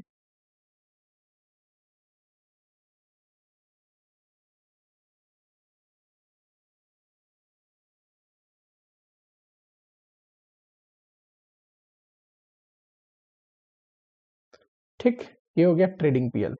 कंसोलिडेटेड फाइनेंशियल स्टेटमेंट में तो बैलेंस शीट भी आएगा।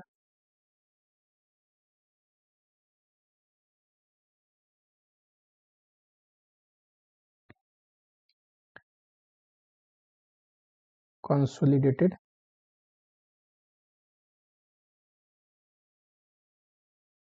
बैलेंस शीट,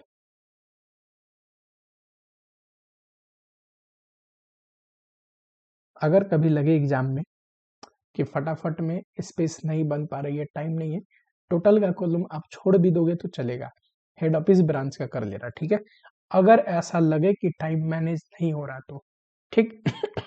ऑब्वियस सी बात है, ये जो नेट प्रॉफिट आएगा, इन्हीं का दोनों का टोटल ये नेट प्रॉफिट आएगा, तो बैलेंस शीट तो मैच हो जाएगी ये दोनों नेट प्रॉफिट को ध्यान में रख के, तो कोई दिक्कत वाली बात नहीं आएगा।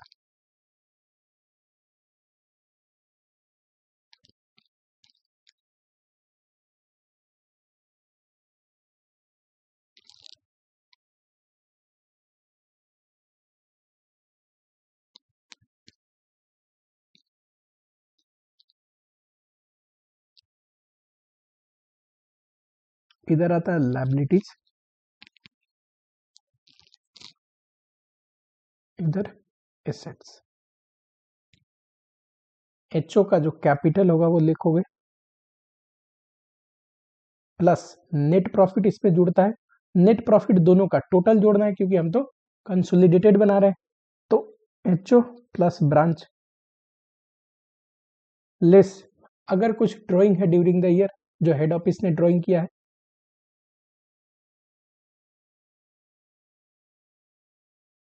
ये आ गया क्लोजिंग कैपिटल। ठीक उसके बाद जितनी भी लायबिलिटी होती है, जितनी भी लायबिलिटीज होती हैं ये इधर आते हैं, चाहे शॉर्ट टर्म लायबिलिटी यानी कि करेंट लायबिलिटी हो, लॉन्ग टर्म लायबिलिटी हो, हेड ऑफिस और ब्रांच का दोनों का ऐड करके लिखना है। वैसे ही एसेट में जितने भी फिक्स एसेट है, नेट ऑफ डिप्रिसिएशन, अगर डिप्रिसिएशन रेट है तो डिप्रिसिएशन इधर पीएल में आता है। ठीक हेड ऑफिस और ब्रांच दोनों का लिखोगे। करेंट एसेट है, ये भी तो हेड ऑफिस ब्रांच दोनों का लेना है, लेकिन यहाँ पे इंपॉर्टेंट बात है। ठीक नंबर 1, इसमें अगर डेटर है, कोई डाउट नहीं है, हेड ऑफिस का डेटर प्लस ब्रांच का डेटर दोनों जोड़ के लिखना पड़ेगा। कैश एंड बैंक है, हेड ऑफिस का प्लस ब्रांच का प्लस, मान लो ट्रांजिट में है तो उसकी तो एंट्री पास नहीं हुई होती, हम करते हैं तो जो भी रिसीविंग है वो दिखाएगा। मान लो एचओ ने दिखाया तो कैश इन ट्रांजिट। ठीक टू ब्रांच तो कैश इन ट्रांजिट भी तो आएगा क्लोजिंग कैश में, नहीं तो क्या है, ब्रांच ने दिखा दिया कैश चले गए, इसने दिखाया कैश आए ही नहीं, तो मिसमैच हो जाएगा। हमें जो ट्रांजेक्शन है उसको एडजस्ट करनी पड़ेगी अगर कोई नहीं हो रखा तो। चलो स्टॉक को देखो,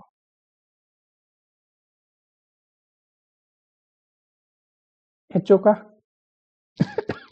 प्लस ब्रांच का प्लस स्टॉक इन ट्रांजिट,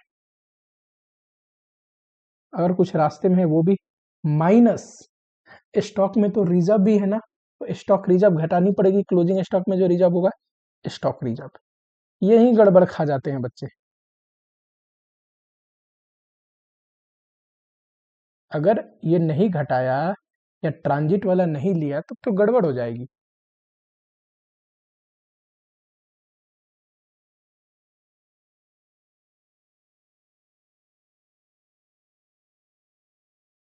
ठीक ये हो गया आपका consolidated trading PL and consolidated balance sheet.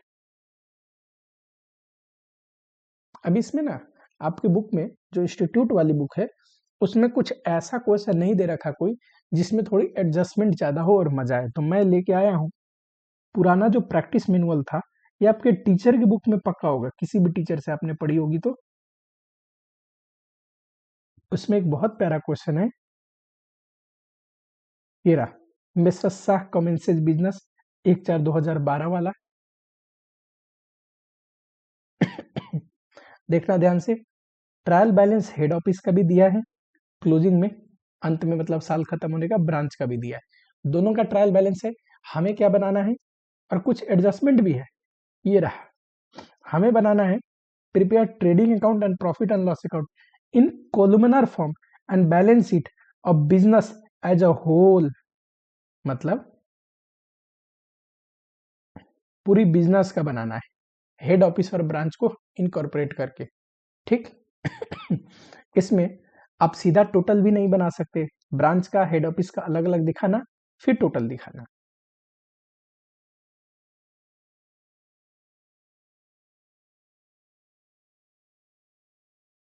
ठीक है,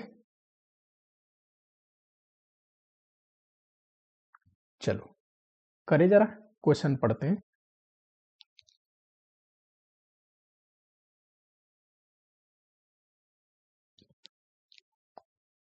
with head office at Mumbai and branch at Chennai, एक यहाँ पे हेड ऑफिस है,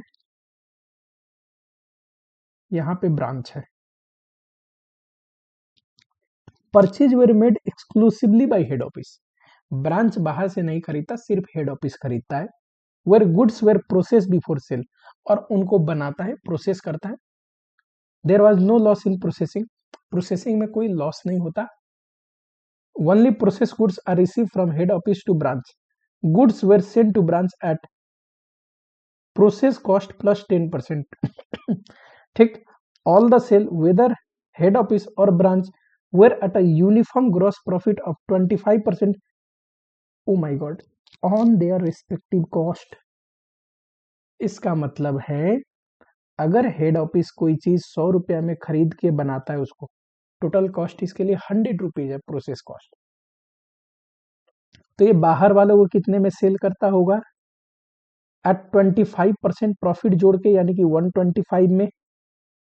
ब्रांच को कितने में भेजता है? सर 10% प्रॉफिट चार्ज करके, यानी कि 110 पे। और ब्रांच आगे कितने में सेल करता है? तो ब्रांच भी सेल करता है क्या? 25% प्रॉफिट ऑन रेस्पेक्टिव कॉस्ट। इसके लिए जो कॉस्ट है, इसके लिए कॉस्ट है 110। इसके लिए कॉस्ट कितना है? 110। अगर बोलता है ब्रांच आगे सेल करता है 50% कॉस्ट टू एचओ, तो हम क्या करते? 100 कॉस्ट है, उसमें 50% 150 सेल दिखाते। पर ऐसा नहीं बोला। किसने बोला? क्या बोला? 25% प्रॉफिट पे ये भी बेचता है ऑन रिस्पेक्टिव कॉस्ट। तो इसके लिए कॉस्ट कितना है? 110। इसमें 25% जोड़ो,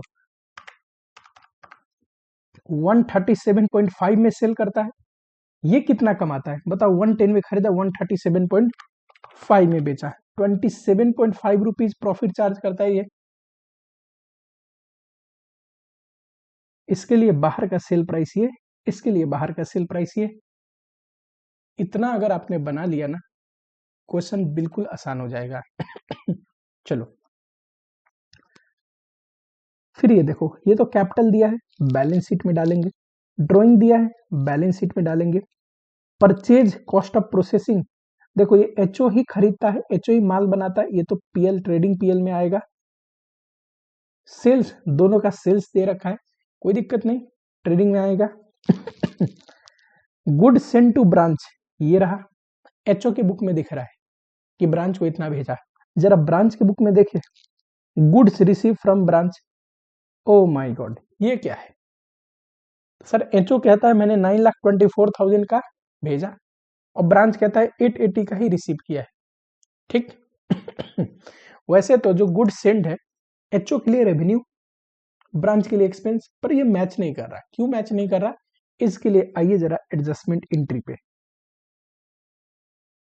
head office send goods to branch in March, 44,000 were not received by branch till 2/4, यानी कि एंड वाले डेट रिसीव नहीं हुआ था। ठीक है।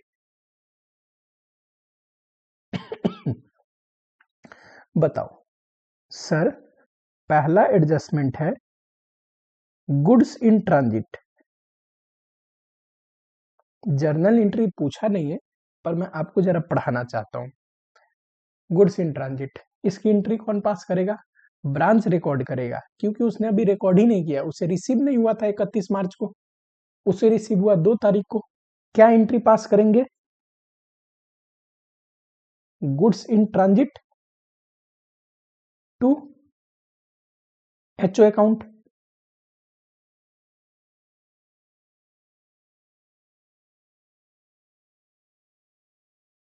ठीक है। ये देखो, क्या अब 9,24,000 उसने भेजा था, मैंने अपने भी बुक में गुड्स दिखा दिया 44 का। अब मेरे पास कितना हो गया? सर 880 मैंने दिखाया था, प्लस 44,000 का और गुड्स दिखा दिया। क्या अब मैच कर रहा है? बिल्कुल 924 मैच कर रहा है। तो क्यों मैच नहीं कर रहा था? उसने बोला मैं तो इतना भेजा हूं, मैं सिर्फ इतना ही दिखाया था, क्योंकि सर कुछ गुड्स इन ट्रांजिट थे, अगर मैं उनको जोड़ दूं तब जाके मैच हो जाएगा ये। समझ में आया? आगे बढ़ते हैं।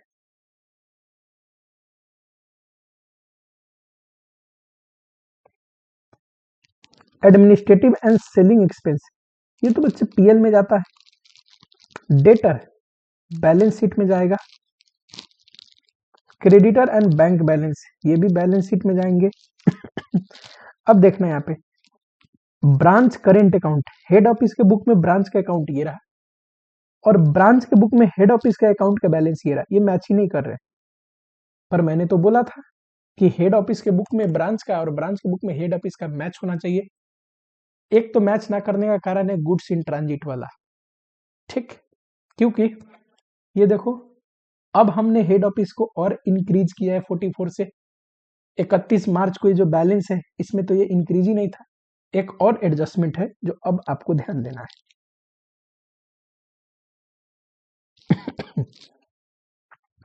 क्या है? A remittance of 84,300 sent by branch to head office was also similarly not received.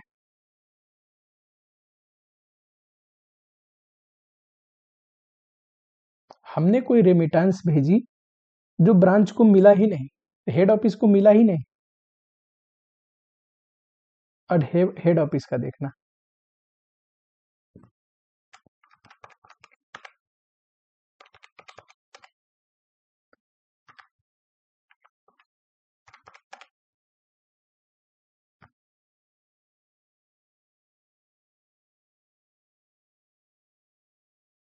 आ जाओ दूसरी एंट्री। दूसरा एंट्री में कैश इन ट्रांजिट है कितना? 84,300 टू ब्रांच करना चाहिए था। ठीक है, ये कौन एंट्री पास करता? हेड ऑफिस करा होता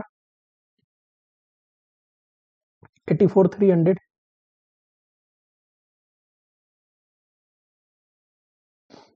तब मैच करता क्या? तब बिल्कुल मैच करता। अब नया बैलेंस देखो, ब्रांच और हेड ऑफिस।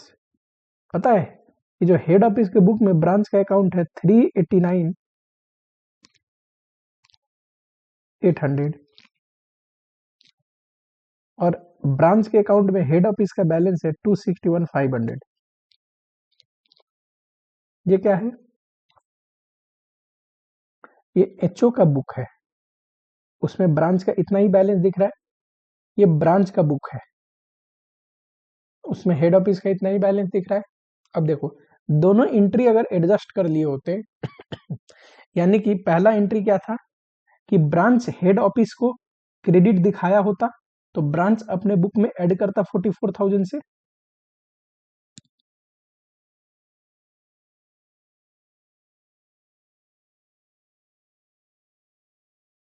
ठीक, और यहां देखो, ये हेड ऑफिस ब्रांच को क्रेडिट दिया होता तो ये तो डेबिट बैलेंस है, क्रेडिट दोगे तो ये घटा होता 84,300 से।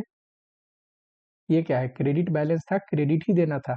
ये डेबिट बैलेंस था ब्रांच का, क्रेडिट कर दिया तो घट जाएगा उतने से। अब बताओ क्या मैच कर रहा है? देखो बच्चे, मैं बार बार बोल रहा हूँ, ये करने की जरूरत नहीं है, इसके बिना भी करवा सकता हूं मैं, लेकिन समझ तो आनी चाहिए ना। अब फ्रेश जो हेड ऑफिस के बुक में ब्रांच का बैलेंस है एडजस्टमेंट के बाद वो इतना है, ये बताओ। ये रहा, क्या अब दोनों का मैच कर रहा है? हाँ सर, ब्रांच के बुक में हेड ऑफिस भी इतना ही है, हेड ऑफिस के बुक में ब्रांच भी इतना ही है। क्यों मैच कर रहा है? दो ऐसे ट्रांजेक्शन से तो ये एडजस्ट ही नहीं करे थे, जब ये कर लेंगे तो दोनों का बैलेंस मैच करेगा। ठीक, समझ में आया क्या? हमें तो बैलेंस शीट में ना एचओ का अकाउंट दिखाना है ना ये दिखाना है, ये तो कंट्रा एंट्री है। पर हमें बैलेंस शीट में कैश इन ट्रांजिट कैश में दिखाना है जोड़ के, goods in transit closing stock में दिखाना है जोड़ के। ठीक, याद रहेगा क्या? बोलो फटाफट से। हाँ जी सर, याद रहेगा। चलो अब बनाते हैं number 1, trading and profit and loss account. Correct, यहां पे लिखोगे एचओ, यहीं पे टिक करा देता हूं मैं, फटाफट यहां पे बना दूंगा। ट्रेडिंग पीएल लिखोगे, ओपनिंग स्टॉक दिया नहीं है, परचेज बताओ, सिर्फ हेड ऑफिस का दिया है तो यहां डालोगे, टोटल में डालोगे। कॉस्ट ऑफ प्रोसेसिंग सिर्फ हेड ऑफिस का दिया है, यहां डालोगे, टोटल में डालोगे।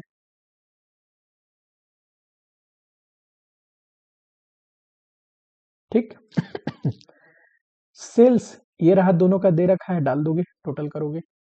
गुड सेंट, पता है ब्रांच जब अपना खर्चा दिखाएगा तो इतना ही दिखाएगा। अब बचा हुआ जो रास्ते में था उसको एंट्री तो सर पास किया है ब्रांच, ये रहा, पर इसको एज अ क्लोजिंग स्टॉक दिखाएगा, तो परचेज ना दिखा के सीधा हमने क्लोजिंग स्टॉक की एंट्री पास करी है, तो इसीलिए आप इतना दिखाना, अंत में बैलेंस शीट में क्लोजिंग स्टॉक दिखाएंगे। कुछ बच्चे बोलते हैं सर यहां जोड़ दूं तो 44,000, तो बच्चे यहाँ जोड़ोगे तो क्लोजिंग स्टॉक ऑटोमेटिकली बढ़ जाएगा, फिर बैलेंस शीट में अलग से जोड़ने की जरूरत नहीं। याद रहेगा क्या?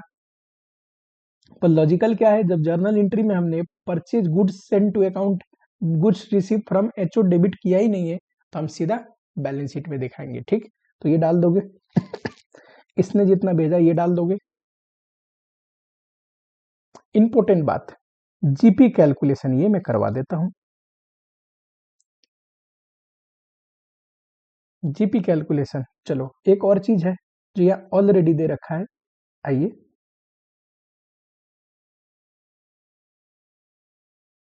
क्या, cost of unprocessed goods at head office. जो हेड ऑफिस के पास दो टाइप के गुड्स है, एक प्रोसेस उसका इन्वेंट्री बचा हो सकता है, एक अनप्रोसेस, वो दे रखा है। तो क्लोजिंग स्टॉक में हेड ऑफिस के अनप्रोसेस गुड्स डाल दोगे। ये क्लोजिंग स्टॉक अभी हमें नहीं पता, ये तो निकाल लेंगे सर बैलेंसिंग फिगर। सबसे मेन मुद्दा है ग्रॉस प्रॉफिट। एक और आइटम दिया है, ब्रांच के पास कुछ शॉर्टेज हो गई है। शॉर्टेज मतलब डिस्ट्रॉय हो सकता है, अब नॉर्मल लॉस है कहने का मतलब।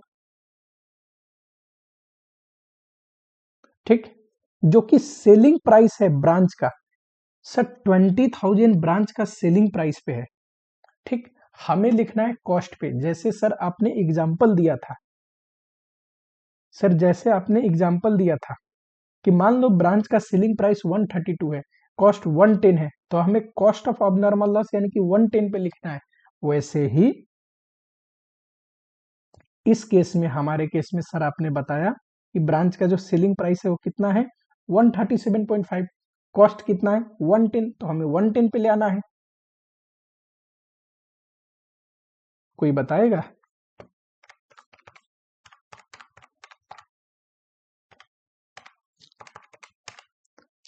16,000 ये यहां डाल दोगे। पर जब टोटल में लिखोगे तो 16,000 नहीं लिखोगे, क्यों? सर कंपनी के लिए तो ये भी कॉस्ट नहीं है, ये तो 110 पे खड़ा है ना, ये तो 110 पे खड़ा है। कॉस्ट टू ब्रांच आ गया, कंपनी के लिए कॉस्ट है 100, तो हमें तो 100 पे ले आना पड़ेगा। बताओ बच्चे, अगर 100 पे इसको करना हो, सर ये 16,000 अगर 110 है तो 100 कितना, 14,545। तो यहां डालोगे टोटल में 14,545। यही उस समय पढ़ा रहा था कि यहाँ ब्रांच के कॉस्ट पे आएगा और यहाँ पे कितना पे आएगा, कंपनी के कॉस्ट पे। ठीक, क्योंकि ये कंसोलिडेटेड फिगर है। जब पीएल में जाएगा तो ऑब्वियस सी बात है ब्रांच वाला अमाउंट ब्रांच में डालोगे, और कंपनी के लिए जो कॉस्ट था वो पीएल में डेबिट होगा तो कंपनी का डालोगे। इतना बस आपको ध्यान रखना। अब आइए जीपी कैलकुलेशन पे, ग्रॉस प्रॉफिट।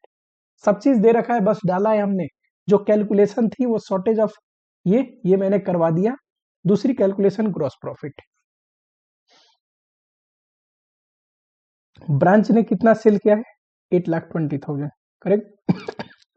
ब्रांच का सेलिंग प्राइस कितना है 137, उसमें जीपी कितना है सर 27.5।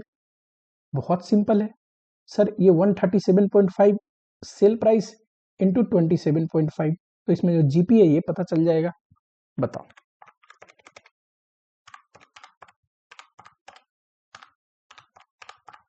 ये आया 1,64,000। ठीक है सर, 1,64,000। दूसरा, सर दूसरा है ग्रॉस प्रॉफिट निकालना है हमें हेड ऑफिस का। इसका जरा बता दीजिए। अब बहुत आसान है, हेड ऑफिस बताओ। हेड ऑफिस दो टाइप के लोगों को बेचता है, एक तो आउटसाइड। जो आउटसाइड वाले लोगों को बेचा है वो कितना है 12,80,000। इनको कितने में बेचता है सर 125 पे, और प्रॉफिट इसमें कितना जुड़ा है 25, तो ये तो आ गया जीपी इनका। दूसरा सर ब्रांच को भेजता है, ब्रांच को कितना भेजा है 924। बताओ सर ब्रांच को कितने में भेजता है 110 पे, प्रॉफिट कितना चार्ज करता है 10, डिवाइड बाई 110 इंटू 10। ये दोनों निकाल लोगे तो टोटल जीपी आ जाएगा, निकाल के बताओ।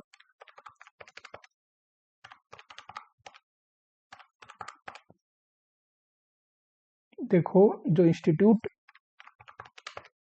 का सॉल्यूशन ब्लाइंडली फॉलो करोगे ना, लिटरली दिमाग में चक्कर आ जाएगा।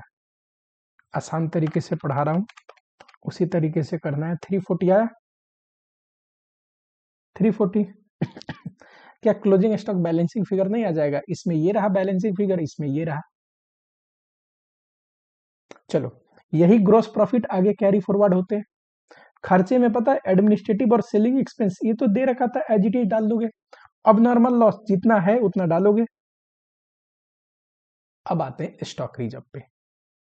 सर ब्रांच के पास जो स्टॉक है उसमें रिजर्व है। ब्रांच के पास देखो ओपनिंग स्टॉक तो सर कुछ भी नहीं है, तो ओपनिंग स्टॉक रिजर्व निकालने की जरूरत नहीं। क्लोजिंग स्टॉक है 2,08,000। चलो स्टॉक रिजर्व निकालो जरा। सर 2,08,000 है, ये कितने पे खड़ा है? सर ब्रांच का कॉस्ट है 110, तो 110 होगा। 110, इसमें प्रॉफिट कितना है? 10 रुपीज।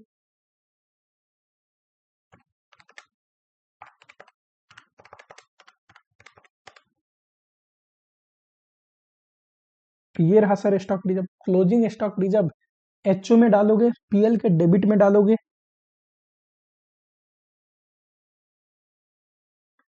ओह एक और चीज है ना, ये तो है ही, प्लस गुड्स इन ट्रांजिट।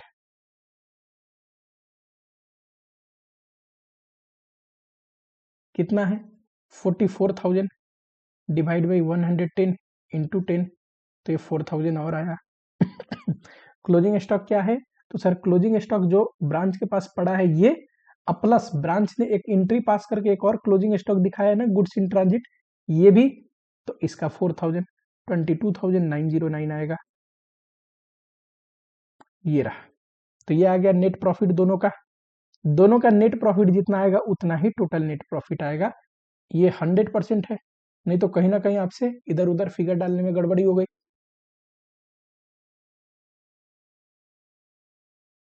एक तरीका क्या है कि सर यहाँ पे अगर 9,24,000 दिखाए होते तो जो क्लोजिंग स्टॉक यहाँ पे आता ना, ये ऑलरेडी 44,000 एक्स्ट्रा आता, फिर आता 2,52,000। फिर अलग से स्टॉक इन ट्रांजिट दिखाने की जरूरत नहीं। क्यों? क्योंकि सर ये तो ऑलरेडी इंक्रीज हो गया ना, पर हमने वैसा नहीं किया, कोई बात नहीं। दोनों तरीका है। तो ये ऑलरेडी 252 आता, तो जो 252 पे निकालते तो सीधा आ जाता 22,909, पर हमने दिखाया नहीं, तो अलग से याद रखना पड़ेगा कि ये स्टॉक इन ट्रांजिट एक है।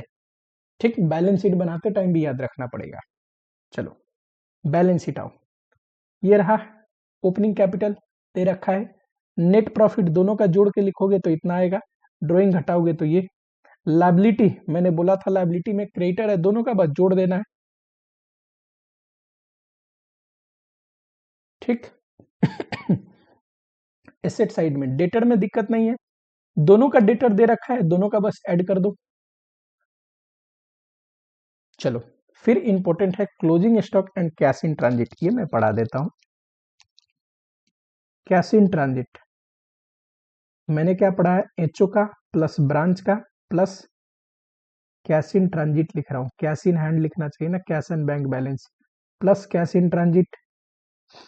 सर कैश इन ट्रांजिट 88,300 है। देखो कैश एंड बैंक बैलेंस 152, 77,500, 152, 77,500, और सर ये है 84,300, तो टोटल कितना आएगा?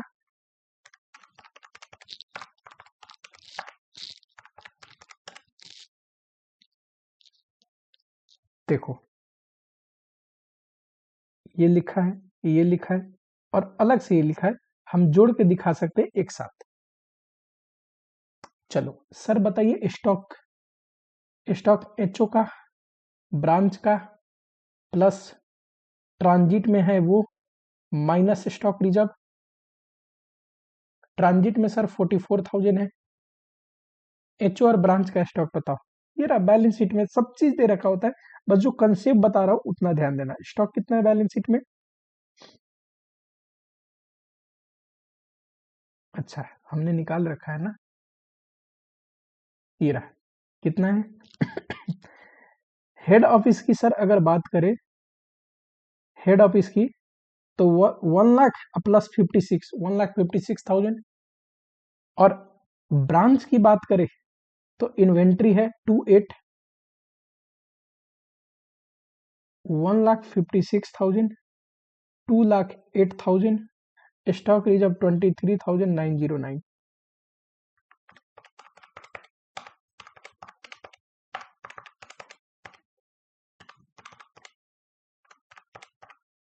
नेट में आएगा 385,091, ऐसे करके दिखा देना।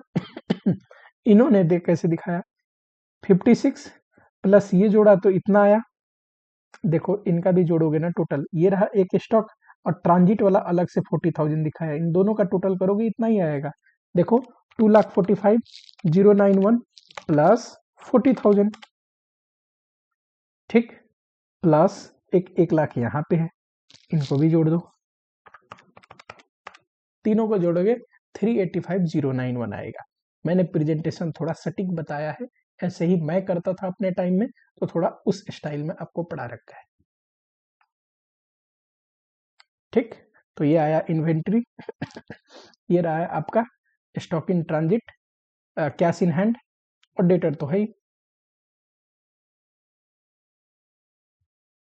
डेटर कितना है सर? डेटर है 309,600 प्लस 113,600,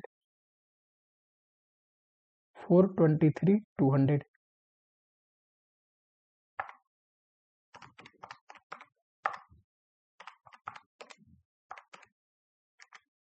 ठीक, टोटल करा जाए तीनों का, ये रहा उतना ही यहाँ पे आया है।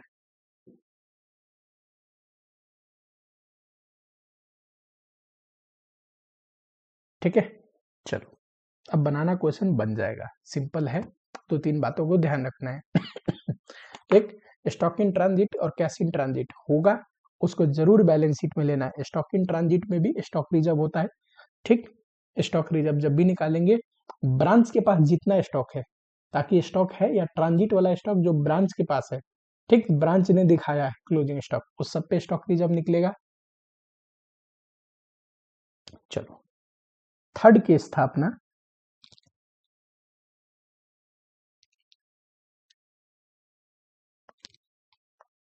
अब हमारा 2 चीज रह रहा है। तीसरा, journal entries for incorporating trial balance. हमने तो ट्रायल बैलेंस देख के बना दिया, पर रियल में सिर्फ देख के नहीं बनाते, पहले उस ट्रायल बैलेंस को इनकॉर्पोरेट करते हैं कंसोलिडेटेड फिगर निकालने के लिए, तो उसके लिए जर्नल एंट्री पढ़ना जरूरी है। और इसके बाद फॉरेन ऑपरेशन, फॉरेन ब्रांच पे आने वाले हैं, ठीक। एस 11 में कन्वर्जन रूल पढ़ाया था, समझा दिया था, इंटीग्रल नॉन इंटीग्रल, तो थोड़ा बहुत समझेंगे तो हो जाएगा।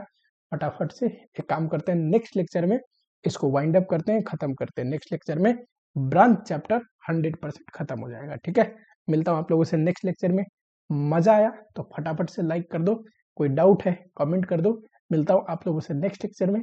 ख्याल रखो अपना, पढ़ाई करते रहो, एंड नीट एंड क्लीन तरीके से खाना खाओ, ठीक है।